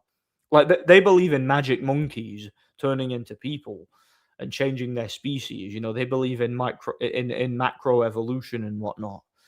Somehow that's not too far-fetched to believe, and many other science fiction concepts. But the idea of a divine creator is too much. You can carry a weapon if you're Sikh and you can stab a white boy, yeah. But it's interesting what if you're Scottish, you're not allowed to carry a dagger under your kilt, are you? Even though that's a part of our culture. If you're a Christian, you're not allowed to carry a sword, even though it clearly states in Scripture all men should have a sword. But for some reason, if you're a baptized Sikh, you're allowed to carry a dagger for self-defense. Doesn't make any sense. You're allowed to take it into a club and everything. It's complete nonsense. My only fear is being banned. I wouldn't worry about being banned. Do you know, I wouldn't care. See, if I got banned, like, permanently from YouTube, if I was, like, permanently banned from the internet, that would be of no consequence to me, because my life is I'm in a particular situation right now where I'm earning money. I've got a decent social circle, decent family situation. I've got a job I like. I can basically, I've got plans for the future and whatnot. I really don't need the internet. If I get banned from the internet permanently, like if this channel gets deleted, I mean, I would like to keep the channel up because I enjoy using it and enjoy having fun and whatnot. But like, it's like if I completely disappeared from the internet, it would be of no consequence to me. In fact, it would probably help me. It would probably be better for me. I would probably just focus my time and efforts on more functional things that help me more. This is just, again, I'm just shit posting with the internet and having fun. And trolling. That's what I do, But it would be of no consequence to me if I lost it. So I'm not worried about being banned at all, Atheists are terrified of Jesus. That's why they spend so long trying to disprove him. Yeah. You notice they don't spend too long trying to disprove the Easter Bunny or Santa Claus and whatnot, but they're really, really desperate to disprove Jesus, aren't they? I wonder why. Is it true that Charlie Kirk's wife was dating a black guy during the White House shooting? I've absolutely no idea. Nor do I care. I believe in aspects of evolution, just not the stuff they teach you about macroevolution. Yeah, I agree. Because there's never been a complete change of one kind of species to another. Yeah. There's literally, even if you look at microorganisms and whatnot, no organism has ever changed species, ever. It's never happened. Now, there are adaptations and things of that nature, but the idea of like a newt crawling out of the water and losing its gills and becoming a reptile, and then that reptile turning into a mammal and things of that nature, and monkeys climbing down off the trees and turning into human beings, that's literal science fiction mumbo jumbo. It's garbage. It's nonsense. But atheists believe in that stuff, but they don't believe in God. It's ridiculous. Thing with lefties is they're not logically consistent. The worldview comes down to oppressors and victims. So brown people, women, and gays are all on the victim side of the ledger, even though more often than not they are the oppressors. No, absolutely not. Either let everyone have weapons or let no one get weapons. I disagree. I think only conservative Christians should be allowed weapons, because conservative Christians are the best people on the planet. Everyone else can suck it. Everyone else can suck a railroad spike. Everyone else can suck my sword, I hate how people dismiss the idea of fixing and sport being a conspiracy theory. I think it's a snobbish and ignorant idea, because with all the money that is pumped into the gambling industry, and with all the hundreds of millions of dollars that are at stake for these sporting events, as well as advertisements and propaganda and whatnot, it's absolutely unthinkable. And the fact that boxing literally is a mob affiliated sport, it's absolutely unthinkable that someone would ever take a dive. Like, I mean, the example, I know I talked about this in my last stream, but the example I always give is you have guys who could not even throw a punch, like guys with some sort of genetic deficiency who couldn't even throw a punch, like Jorge Kawagi. Yet he has an undefeated record, 10-0 with 10 knockouts. I mean, but you ask anybody about him, you ask anybody about Jorge Kawagi, how was he able to achieve a 10-0 record? What are they going to tell you? They're going to tell you, oh, he paid off all his opponents to take dives. Everybody knows this. But then you ask that you bring up a fight being fixed, and then they'll say, "No, no, no, that's here." Like Apology says here, "No, that's against the law. They could go to prison for this. They wouldn't do that. Why would anyone take a dive? That's literally illegal." How did Jorge, like, that's what I'm gonna say that to every single person who I see bring up, "That's against the law. They'd never do that." I'm gonna say, how did Jorge Kawagi get a 10-0 record? And then if they say, "Oh, well, he paid this," I'm gonna, "No, no, no. What are you saying? That's against the law. That's against the law. They would never do that. People never break the law. No one has ever broken the law in history. That's never happened." We know us as human beings are entirely obedient, right? We never break the law. We never do anything that's not permitted. We never accept bribes. We never do things. We never steal. We never lie. We never cheat. We never manipulate. Like, human beings don't do those things. Human beings are not driven by profit. Every single human being, especially people who compete in sport, is 100% legit and honorable and plays by the rules all the time, right? There's never been anybody who has ever committed a foul or has ever done anything wrong in their entire life. But again, it's funny how the narrative changes when you bring up someone like Kawagi, isn't it? It's an interesting curiosity. Sunak is a Tory stooge, so nope. Going to be Andy Burnham, who just got into Parliament last week. Meet the old boss, same as new boss, same as the old boss. Yeah, what's the difference? They're all the same. Do you think globalists do spells and magic to affect groups of people? Yeah, I definitely think there's a. Well, I mean, you see that with music events, right? It's the same with sport. They use that to manipulate people and to play games with them emotionally to get them on side and to get them to believe such things. That was what Michael Jackson was all about. Why is the government allowing Islam to take over the West? Because it's a tool against Christianity. That's why. Yeah, modern day sword is a pistol because it's more effective than a sword, of course. Would you ever consider having a pro fight? Absolutely. Would you give your chances if Zuffa gave you a shot at Belanga? Oh, well, I'd take the fight. Yeah, I probably wouldn't win, but I'd take it. Zuffa is very, very new to the game. They've had a couple of good cards, but I don't know how long it'll last, to be honest, because Dana White might think boxing is just not worth his time and money, whereas UFC is something he can profit from. I don't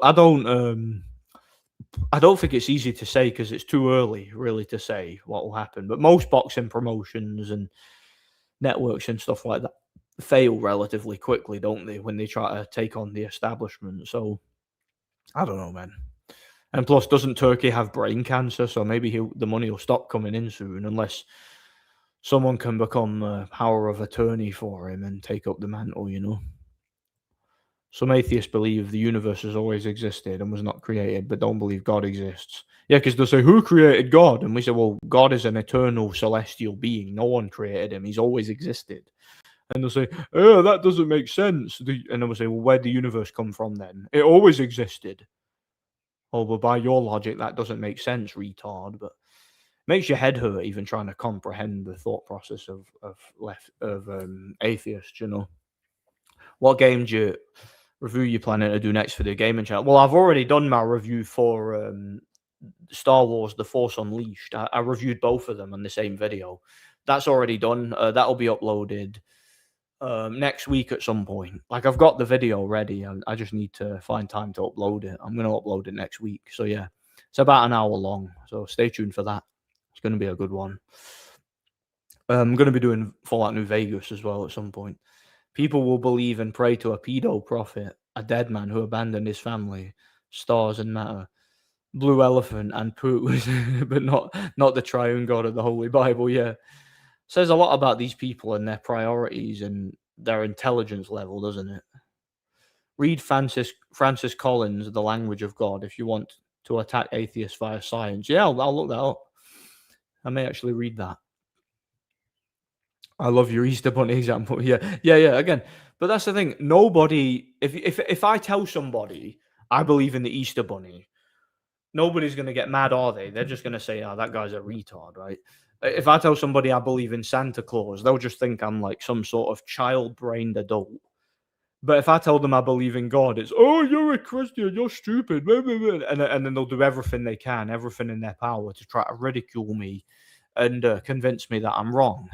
Why is that? Like, what's if you really just don't believe in God, then it should be no different to believing in Santa Claus or the Easter Bunny or the Tooth Fairy, should it? You know, but it's very different. And why is it different? Well, I mean, there you go. It's pretty obvious. Yeah, there's different adaptations and genetic lines mixing and stuff like that, but that's not macroevolution, you know. Atheists are quite amusing. They're so fanatical and hold people like Dawkins up as a de facto deity. Sounds awfully like a faith religion, don't you think? Yeah, people like Dawkins are the high priests of atheism. It's literally a cult. That's why they have atheist gatherings and atheist events and stuff. That they're literally a cult of people who worship a certain situation, a certain status quo that they've come up with. It's literally it's no different to any other religious cult.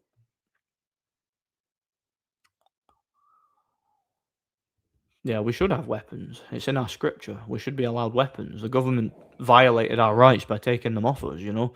God bless you. How's it going, man? It's a great day. Have you a gym tune into a Nordic live stream? I appreciate that, man. Like, do you listen to me while you're working out? That's pretty based. I like that. That's awesome. Should I be one of these like spotters that goes, "It's all you, man. It's all you." Yeah, yeah, go fill the pump, man. I used to think Sneeko was based. Now he's just a brown simp, a brown clown simp who shows for Islam. He got pressed over Jake Paul for saying "Let's go America." Sneeko keeps getting punched. I noticed that whatever reason that guy keeps getting punched in the street. Do you guys see that? I think it's happened more than once. It's quite funny. Did his boxing Muhammad Ali the best fight ever? Ever. Yeah, Muhammad Ali is the best fight ever. Man. Muhammad Ali, man. Jorge Kawagi, 12. Yeah, 12 and 0. Sorry, that's what he is. So 12 and 0, all 12 inside the distance. Never been past round two, I believe, if I'm not mistaken. Once he hits you, you stay hit until the check clears anyway. Yeah. But again, these people who say, "Oh no, it's illegal. You can't fix a fight in boxing." The sanctioning bodies would never allow it. It's illegal. The promoters would never allow this to happen. Jorge Kawagi had a WBC title. That guy's 12 and 0. 12 and 0, all knockouts. Actually held a officially sanctioned WBC regional title. Again, what was if fixed fights don't exist in boxing, how do you describe that? How do you where do I even go with that? Where you guys know where I'm going with this, you know?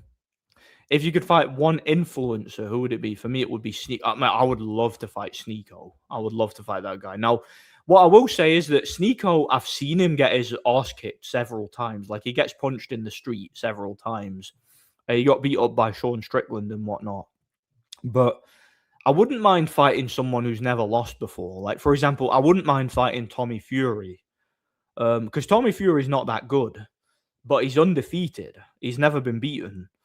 So I wouldn't mind fighting him. I think that would be quite interesting. Jake Paul, he's only had one loss. I wouldn't mind fighting him. Yes, Hassan. I would love to fight Hassan. I would probably kill that guy if I fought him for what he did to that dog. Like I would punch him until he stopped breathing. So yeah, I would. I'll probably. That's a good shout. I'll take Hassan. Any streamer, it would be him, Hassan. You know that's the answer right there. Be an easy fight, but I don't care. I'd end him. Here's a clue: if the journeyman wins a 4-6 round against the name house fighter, then the phone will stop ringing. No more work for that guy. Yeah, I've literally heard that. Do you know when I was training at Scott Harrison's gym? There was that ginger lad I sparred with. He was undefeated, right? He had a record of 7 and 0 in the amateurs, right? He used to spar with Josh Taylor and Charlie Flynn and whatnot. Well, I was talking to him, right? His mate is this other pro who used to go to that gym. I seen him there one time, right? And I think this guy was I forgot his name, but this guy was a journeyman who'd had like 30 losses or something like that. So he'd been a pro for a while, like several years, but he'd lost most of his fights. And he was specifically saying he explicitly said he gets called last minute, like within days, sometimes like a day before to fight somebody, right? And he literally spars and trains to lose the fight on points. Like he's not even trying to win. And the reason why is because when a promoter calls him, he doesn't want a guy who's going to win. When a promoter selects a journeyman to be an opponent for their prospect, right, their fighter, they're looking for their guy to get rounds in, to get a competitive spar, to build up their cardio a bit, to condition themselves for future fights. They don't want their guy to get a loss on his record. They want him to stay busy and they want him to win and they want him to get rounds. So for that journeyman, when he fights, he's not fighting to get a win, because if he wins the fight, that's then going to damage his earning potential. Because what's going to happen is the next promoter is going to think, instead of giving him a phone call and offering him a fight, he's going to think, no, hang on a second, that guy's a little bit too game, a little bit too dangerous. I'll fight the other guy. He's more likely to lose. So you could argue that fight fixing is standard at the lower levels in boxing based on that very reason. And again, I've met several pro fighters. I've trained with these guys. I know how they think. I know what they're like. Like, I remember years and years ago. Do you guys remember when Shane McPhilbin was still fighting? Now, Shane McPhilbin was a British level like fringe contender at one point, and then he became a journeyman, right? My mate asked Shane McPhilbin when he was set to fight Hughie Fury. He was like, "How's your training going for the Fury fight?" And then he was like, "Training? What you on about?" Like the guy literally wasn't even training for the fight, because he planned to go in there, literally just go down in the first round and pick up a check and go home. That was his game plan. And that's common with journeyman. You either go there to give the guy rounds and to get him another win on his record, or and get paid for it and hopefully be in the ring a couple of weeks later, or you show up and you just go down like a sack of spuds, right? That's literally depending on who it is you're fighting. So fixed fights and fights being predetermined, it's commonplace in boxing. Literally, and anybody who has been around boxing gyms and been around fighters understands this, you know? Don't forget Dana has that slap brain damage championship. Yeah, remember that. Mate, that I talked about that a few streams ago. That is the most retarded thing ever. Like that slap fighting thing. Literally just brain damage competition. Like I hate that. I genuinely hate it. A walkthrough of KOTOR, that's not a bad idea, you know. I might actually do that. It would be a long one, but it would be fun, you know. Fun fact, Nordic, I checked on the mobile app store for games. I saw Red Dead Redemption 1 as a mobile game. I didn't realize they had a mobile version of that. I can't imagine that on a mobile. That'd be very weird because it's such a big game, you know. And leftists, we should respect the religions and cultures of the world, all of them, except our own. Yeah, except the only true religion of the world, you know. Francis Collins was the guy who synthesized the human genome, and he converted to Christianity and wrote a book, The Language of God. It's a must read for Christians. Yeah, I have heard of the book before. I definitely would like to read it. I'm gonna read that at some point. It's on my to-do list. I'm looking forward to it. Yeah, it takes more faith to be an atheist than it does to believing in God. Again, if you're an atheist, you're still religious. It's just your religion is atheism, you know, instead of the true religion, you know.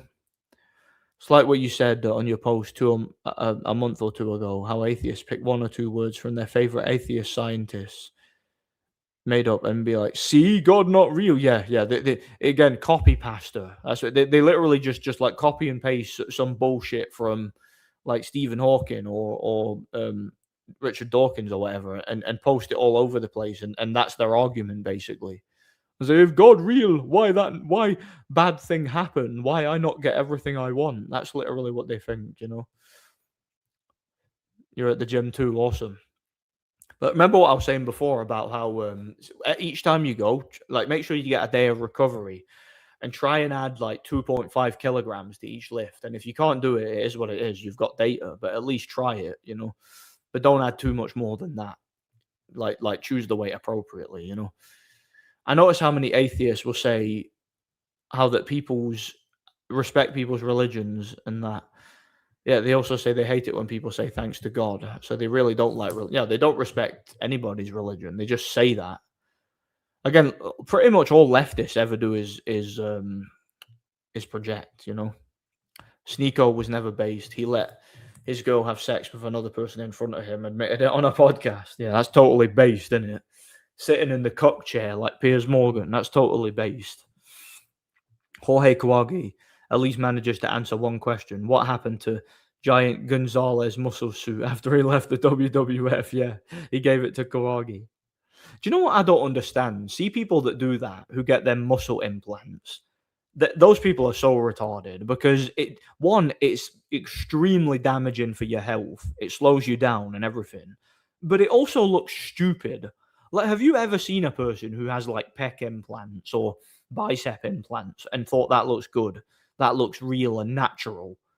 Like, it goes back to what I was saying before about how, when people get plastic surgery, they almost always look worse with plastic surgery. Like, plastic surgery never works as intended. It always makes people look stupid, right? It makes them look like dumb cartoon characters. It's the same when people do that, when they get those muscle implants. Like, it makes them look like literal cartoon characters. They don't even look like a human being, and it never looks real. Like, I've literally never seen a muscle implant and thought, wow, that guy's must hit the gym, or that guy must be on steroids. No, I literally, as soon as I see it, I think that guy's a retard who who has injected oil into his skin. That's stupid. How daft can you be? Yeah, Kawagi has a better record than Ali, pound for pound. Yeah. Well, I mean, Kawagi's undefeated, 12-0, 12 knockouts. 12 have tried, 12 have failed. So, like it or not, Kawagi is in a very, very exclusive club of former title holders who retired undefeated. So, look, say what you want about Kawagi. Like, what's your boxing record? Are you 12-0 with 12 knockouts? Did you ever win a WBC international title? Well, Kawagi did. So, you want to criticize Kawagi, and as we know, fixed fights don't exist, because it's illegal to fix a fight. It's you'll go to prison. It's a crime to fix a fight. The WBC would never accept that. No promoter in boxing would ever sanction a fixed fight. That's illegal. That's a crime. You can't do that. So you can't criticize Kawagi if you're a boxing fan. And again, you're not allowed to criticize someone who's been in the ring before, because you have to respect anybody who gets in that ring. Carlos Baldomir, say what you want about that man, you can't criticize him. You can't say anything negative about Carlos Baldomir or critique him at all, because guess what? He's been in that ring, and everybody who's been in that ring, and that's not the only ring he's been in, wink, wink, nudge, nudge, anybody who's been in that ring is deserving of respect. So I have the utmost respect for Carlos Baldomir as a warrior of the sport of boxing, right? And you have to have that respect for Kawagi as well. Like, anybody who disrespects Kawagi is simply a casual. You're a casual conspiracy theorist. So all credit to the great Mexican warrior, undefeated, biggest, hardest puncher pound for pound in boxing, Jorge Kawagi. And what's even more impressive is he did it all in slow motion. He was able to get to a 12-0, 12 knockout record while punching in slow motion, wearing a muscle suit. So, I mean, 12 have tried, 12 and failed. 12 have tried, 12 have failed. So whatever you want to say about it, the man deserves respect, He absolutely does. The King, Deontay Wilder, still believes that Fury cheated. Even if Fury did cheat, I don't care, because Wilder should just be kneecapped, if you ask me, Here's your reminder that Deji gave Mayweather a black eye. Yeah, he did. God bless, brother. Coincidentally, I also came from church while touching on the Christian topic. A blessing indeed. Absolutely, man. God bless you. I've got a totally based audience. I've probably got like the most based audience on YouTube, probably, you know. Mayweather, I call him Royd Gayweather. Yeah, I used to call him Freud, Freud Gayweather, Royd Gayweather. I like it. The world had been around far longer than what we are going to live, and a lot of history. There's going to be a little bit of truth with nearly everything that's happened. History is also biased. Well, yeah, history is written by the victors. You know, if it's interesting how the bad guys never win any war in history. Like, and anybody that loses a war in history is always the oppressed by the system. You know, the oppressed victim who didn't do nothing. You know, fighting Muhammad Hijab and don't get belly fat. I would love to fight Muhammad Hijab. I mean, Muhammad Hijab can't fight. He's just a big fat guy, but I'd love to fight him. Like he's about 6'6". He's a heavyweight, so that would at least look good on my record. You know, knocking out a guy that big. So yeah, I'd like to fight him, but I dislike Hassan more, so I'd probably rather fight Hassan because again, I would just love to punch that guy until I couldn't punch no more. You know.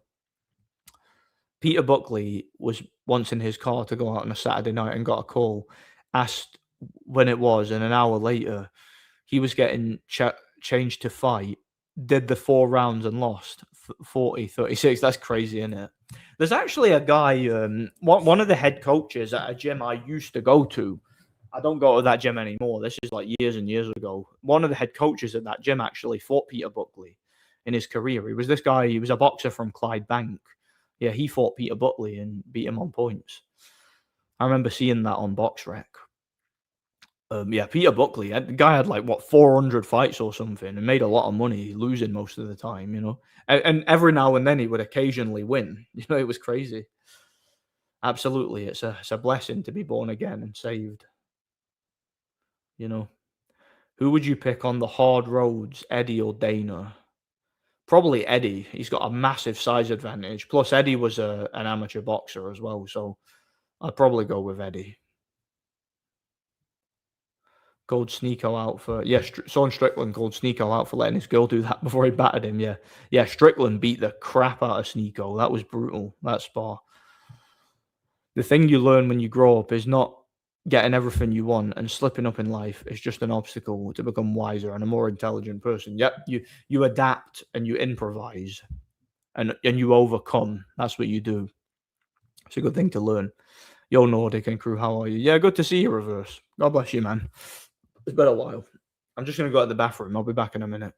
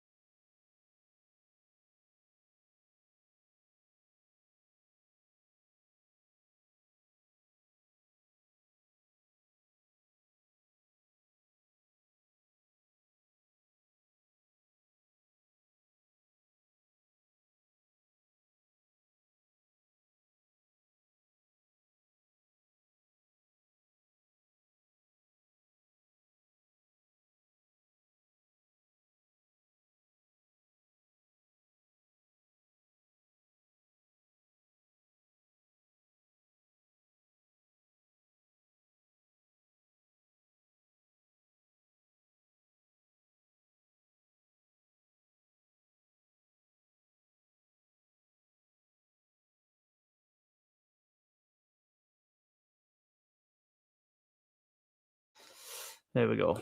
I went to get a packet of Haribo's as well. Yeah, it's kind of a cheat day today. Yep, we're doing good. Sneeko fancies himself as the Watcher or something. Used to deal with a company where the owner had a younger wife and liked to watch her getting sorted. Ew. Yeah, that's horrible. Yeah, he's a complete creep, that guy. I like watching videos of people punching him. Again, it's ASMR to me. It's kind of like, you know, when you see like protesters getting run over by cars. To me, that's ASMR. It helps me relax. I like it. If we never slipped up or never put ourselves out of the comfort zone, we never learn what we're capable of, and we never become wiser. We just stay in a bubble. Yep, wise words. Struggle is nature's way of strengthening. That's true. Funnily enough, my boss used to visit that company 3 or 4 times a year. I didn't ask why. You'd probably not get a straight answer if you asked him. Did you see the mastery, the class of Dimitri Bivol in his last fight against the no-hoper from Germany? Yeah, I did. I watched it. I found it on Daily Motion because I couldn't find it on YouTube anywhere. I found a video of it on Daily Motion, and I watched it. Very good performance from Bivol, but it was just boring, wasn't it? Like, it was... Look, see that fight? It was interesting because Bivol, in the opening seconds of the first round, he establishes his jab. He establishes lead hand control. He has the guy completely timed. About a minute and a half into the round, he drops him with a left hook, like times it beautifully, right? It was such a short, crisp, accurate, like well turned over, fast left hook. And you're thinking, watching it, this ain't going to last long. This German guy's well in over his head. Bivol's just going to turn it up here, and he's going to take him out in the first round. But what happens? The fight then becomes a Bivol special. That's what I like to call it, where Bivol just does the bare minimum, controls every second of every round pretty much, never steps on the gas, never puts his punches together, doesn't seem to have any finishing instinct, doesn't really make any attempt whatsoever to end the fight. And he literally just carried the guy for 12 rounds. And it was like, I got concerned watching it because I'm like, Dimitri Bivol could find himself in a situation. And I talked about this before the first Beterbiev fight, and it's one of the reasons I didn't give Bivol much of a chance going into the first fight. Bivol does not seem to know how to capitalize on openings. Like, when he's got an opponent hurt or gassed, a lot of world-class fighters would just go in there and they would just start putting combos together and give him a reason to quit, basically, take him out. Bivol doesn't seem to be capable of doing that. He seems to content to just sit behind the jab and just peck away and win every single second on points. Kind of like Kubrat Pulev had the same thing. Like, he would dominate behind a jab and he would have an opponent begging to be knocked out and he just wouldn't go for it. Like, he wouldn't seem to know how to create those openings or capitalize on those openings.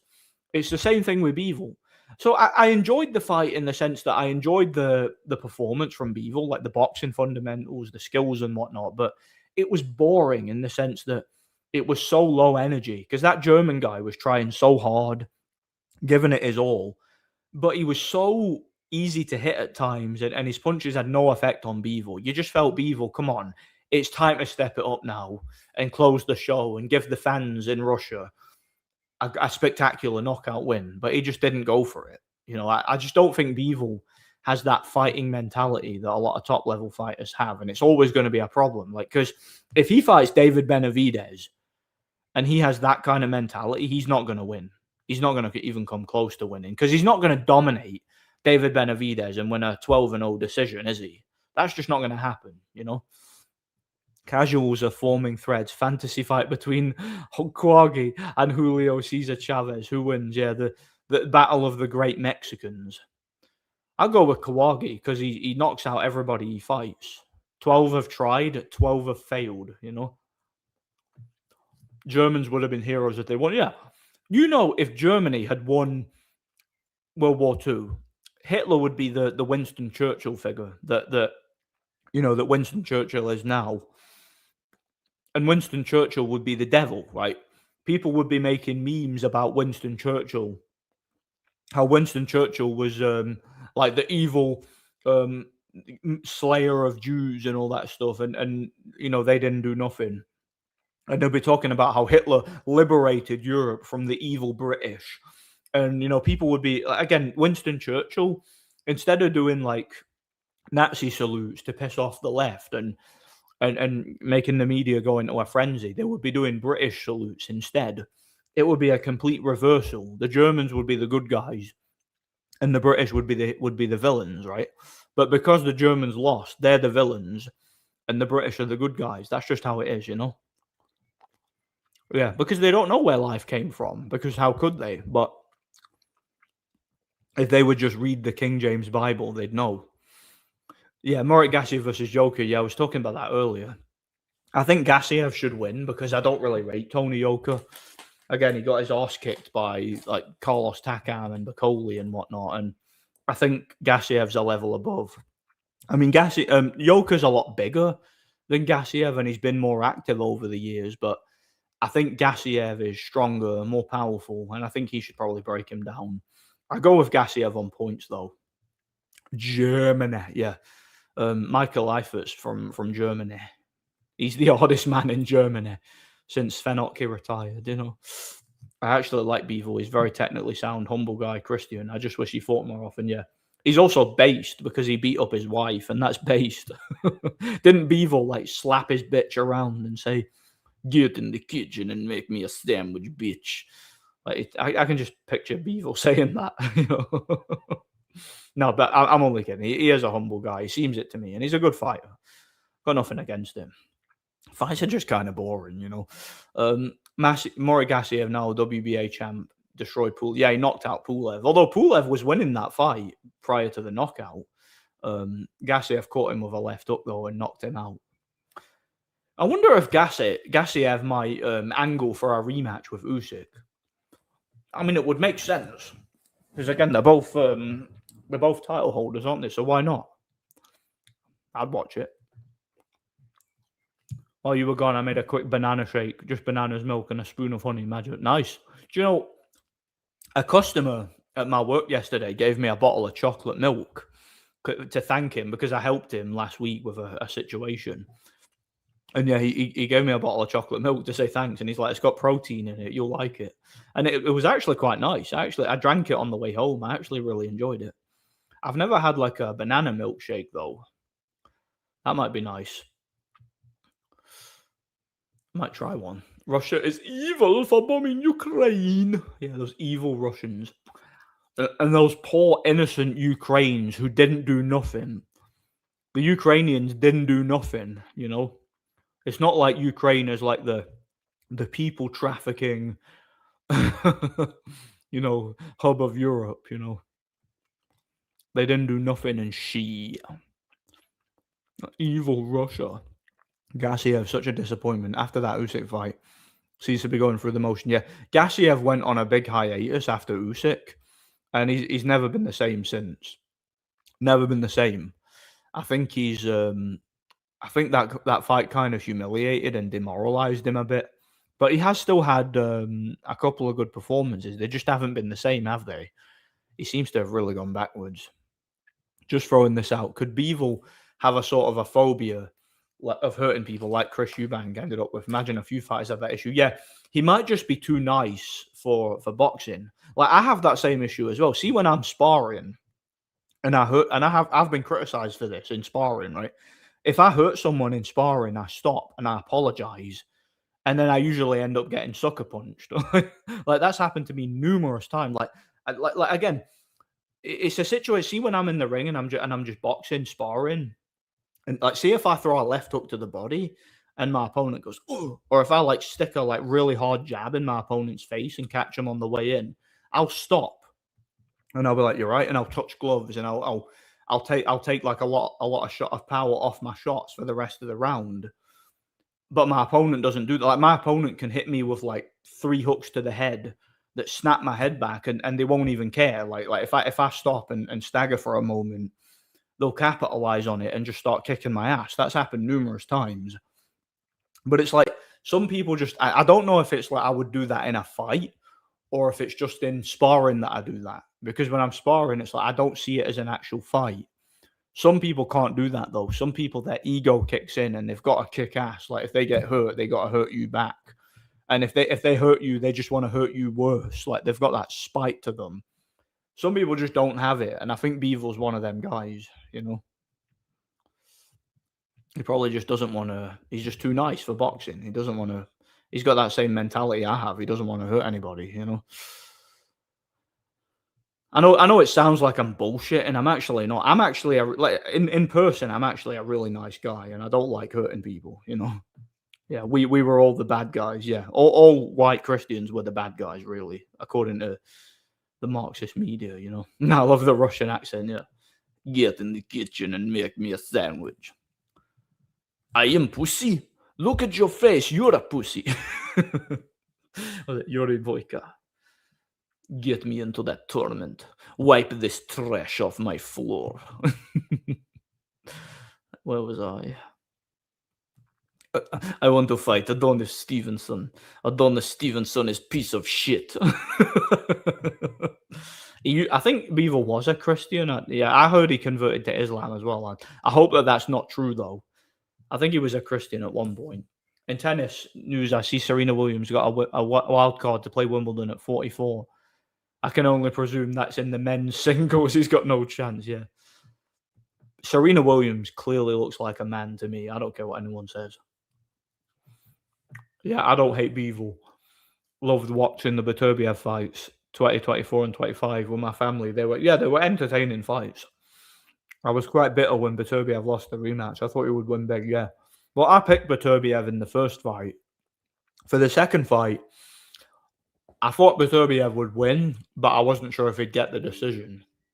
And yeah, he didn't get the decision. I actually thought he won both fights, but the second fight was very close. The first fight, clear win for Beterbiev. I don't care what anyone says. Second fight, it could have gone either way. I gave it to Beterbiev though, but Bivol got it, and I've got no issue. Well, he needs to get right with God and become born again. That's what I say. Usyk kind of has that phobia like myself. Yeah. Yeah, I think he could have finished AJ. I do. Especially in the first fight. In the last round when AJ was just absolutely gassed. Usyk could have put it on him, but I think he was just being conservative. And like you say, he didn't want to hurt him. Same with Fury. Like, see when Fury was out on his feet in that first fight, Usyk could have finished him. Fury had his hands down, leaning against the ropes, wide open to be hit. Usyk could have thrown left hand, right hand, and he could have laid him out. He chose not to, in my opinion. But it's like, it's interesting because I watched Usyk versus, I know I talked about this in my community post recently. I watched Usyk versus AJ 2 the other night, and I scored every single round to Usyk. Whereas I can remember giving a couple of rounds to AJ when I first watched that. But watching it again, it was actually a quiet domination. Like, he didn't hurt AJ as much as he did in the first fight. But he controlled it a lot more smoothly and easily than he did in the first fight. Like, he seemed to just be able to read AJ easily and keep him under control, you know? That's what it seemed like to me. Coca, skimmed milk, and a spoon of brown or demerara sugar or honey. Also, oh, that sounds lovely, man. I'd love to try that. That'd be nice. That's one thing I've learned with boxing is not to take it too seriously and just have fun with it. Yeah, the same with me. I used to take it way too seriously. Now I don't really care about it and I just have fun and troll people. Like, again, most of my videos are shit posts, you know, even though, and I'm not saying I lie with my videos. Like, the things I say in my videos are true. I believe it, but it's a shit post in the sense that I know it's going to piss people off and cause people to spurg out, you know? And yeah, as you have no personal connection with these guys, and it's just entertainment. Again, I don't have a personal connection with any of these fighters. Like the only like world level fighter I know personally is Scott Harrison. He's a friend of mine.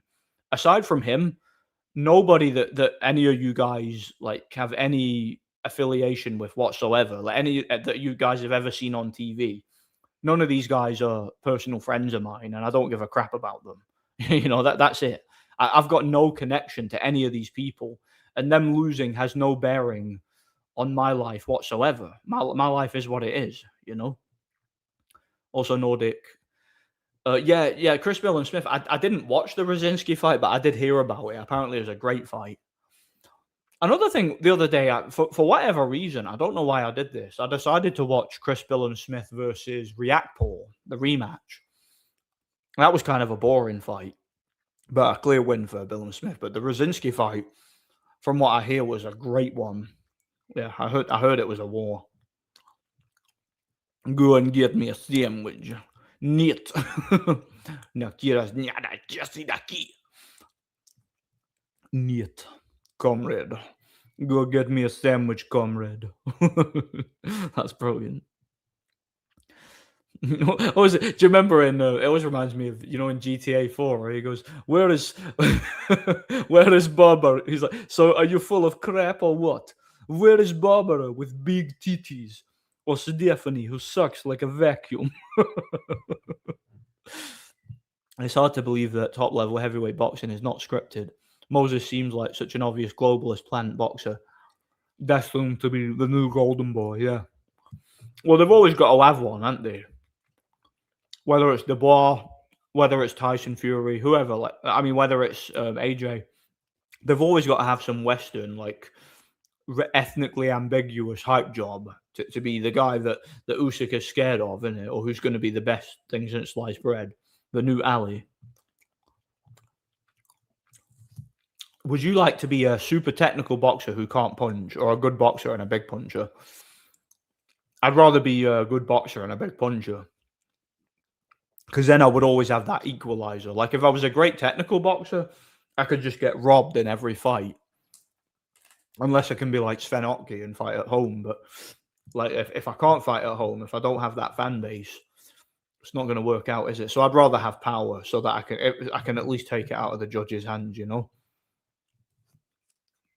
I gave up on fighting, but seriously, if I messed someone up, I'd be traumatized for years afterwards. Nice people aren't cut out for combat sports. Well, put it this way: see, when I get in a fight and I punch somebody, even if it wasn't my fault, if I punch somebody later that day, I feel bad about it. I do, and I think that's just being a Christian. Like when you're a born again Christian, when you hurt somebody or when you cause somebody stress, it stays with you.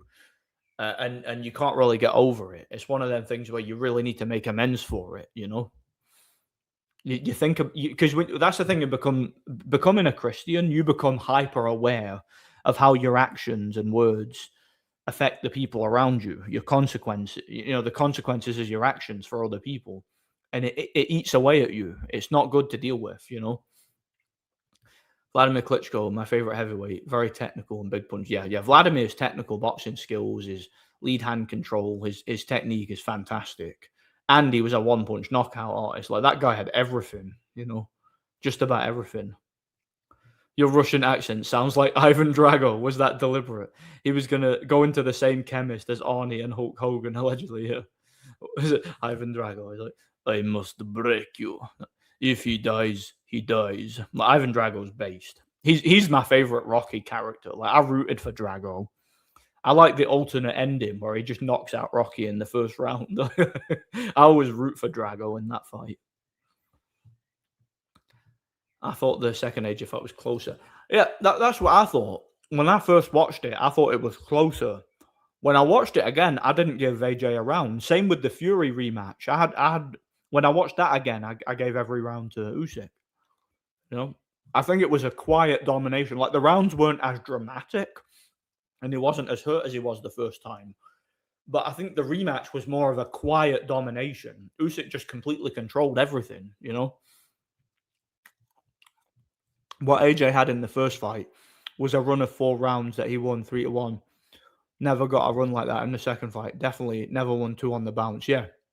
The first fight, Usyk won, but AJ had his moments and he landed some eye-catching shots, cut him, staggered him a couple of times. In the rematch, AJ appeared to have some success with the occasional body shot or low blow, but he never really landed a combination the whole fight. Not anything cleanly anyway. And Usyk was landing shots in every round. So I think Usyk figured out AJ in the first fight. And the second fight, he just controlled him quietly. It's what I call a quiet domination, Do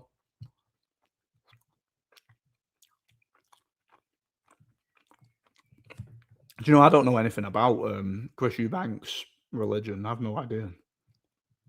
Sven Ottke is the GOAT. Sven Ottke, the hardest man in Germany. Jamal Charlo had an interview admitting that world-class level fights can be fixed, and the internet completely swept it under the rug. Yeah, they just completely ignored that. I remember that as well. He did. And I think he was referring to Canelo's fights mostly. Yeah, Chris Eubank Sr. is weird. Mate, I know, it's a pain in the arse. But there's nothing I can do about it. Like, YouTube wants to put ads on everything now. Even non-monetized videos get ads now. It's annoying. I won a fight in school. I didn't talk to anyone about it because I wasn't Christian yet. It made me really prideful, yeah. Mate, I had so many fights in school. And it's like most of them I forgot about because I had that many. It's just a complete blur. See, when I remember them or someone reminds me of them, I feel guilty. Like, I feel really guilty about it, even all these years later. And I want to track the people down and apologize to them. And I've actually done that with a couple of people, believe it or not.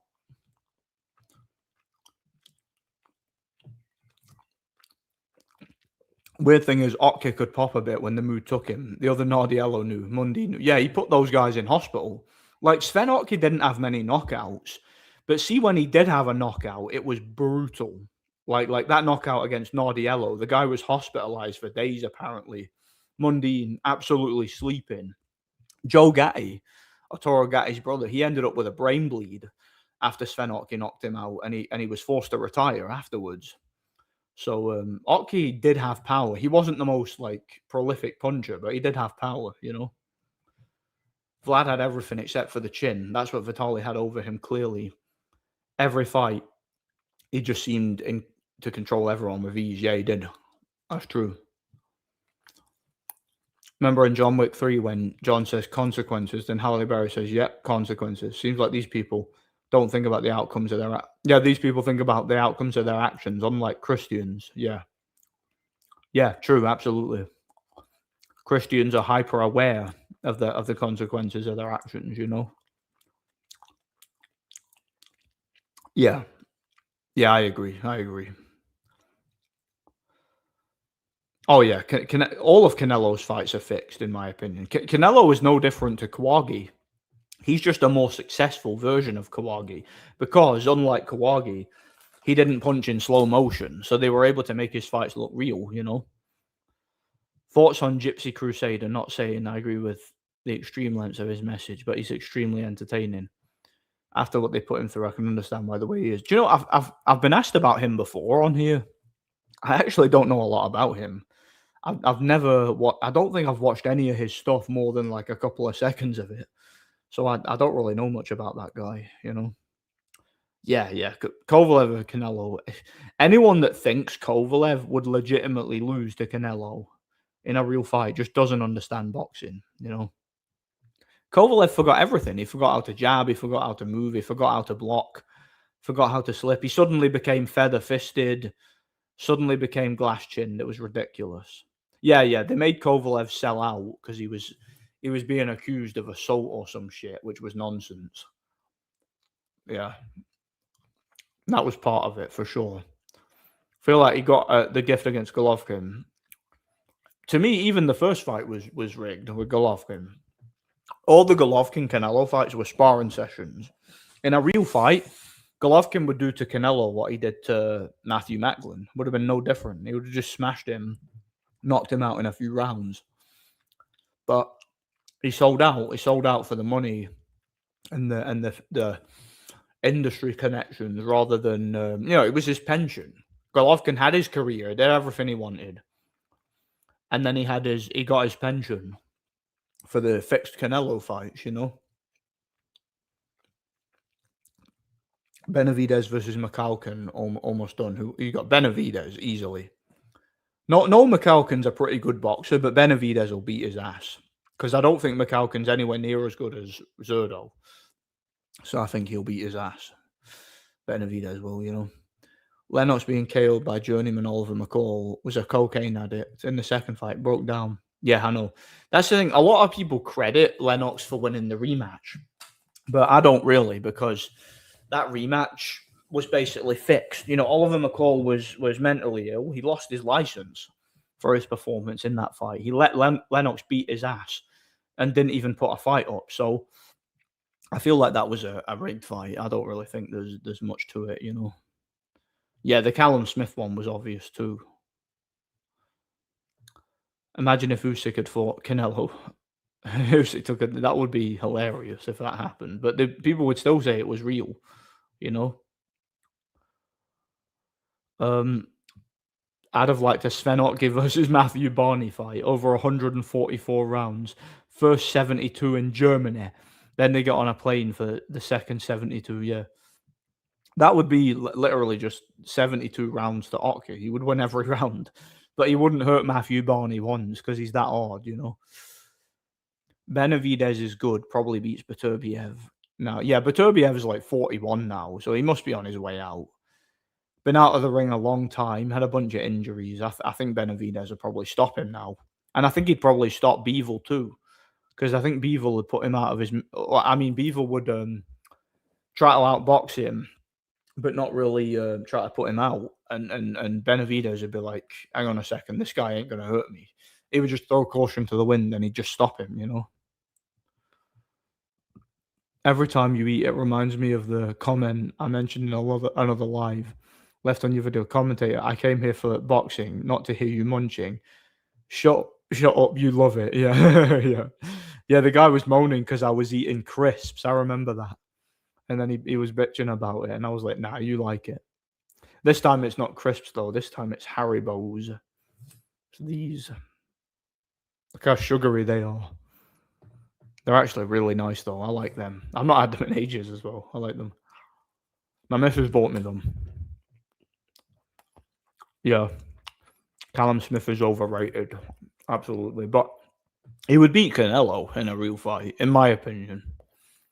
Because Canelo's 5'8", slow, easy to hit.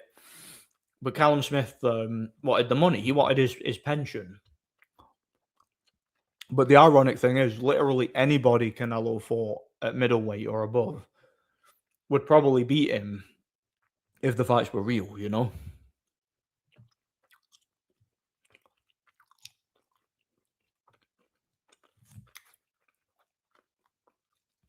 Benavidez is a good boxer as well. Apparently, he got the better of Bivol and hurt him when they sparred. That doesn't surprise me. McCall had some good performances, like against Bruce Seldon. Seems to have a sparring partner mentality. Other than a great chin, strength, and power, he's basic, yeah. Oh, yeah, guy's chin was incredible. What about the counters? Yeah. Yeah, watch it. He was scared of the counter punching. Watching a crackhead have a mental breakdown in the rematch was eerie fight. People forget McCall actually started hitting Bruno near the end. He had Frank staggered. Yeah, he nearly stopped him in the last round. Like, Frank was holding on for dear life. Plus, he was gassed. That was almost a big comeback win, you know. Russian national anthem is odd, yeah. I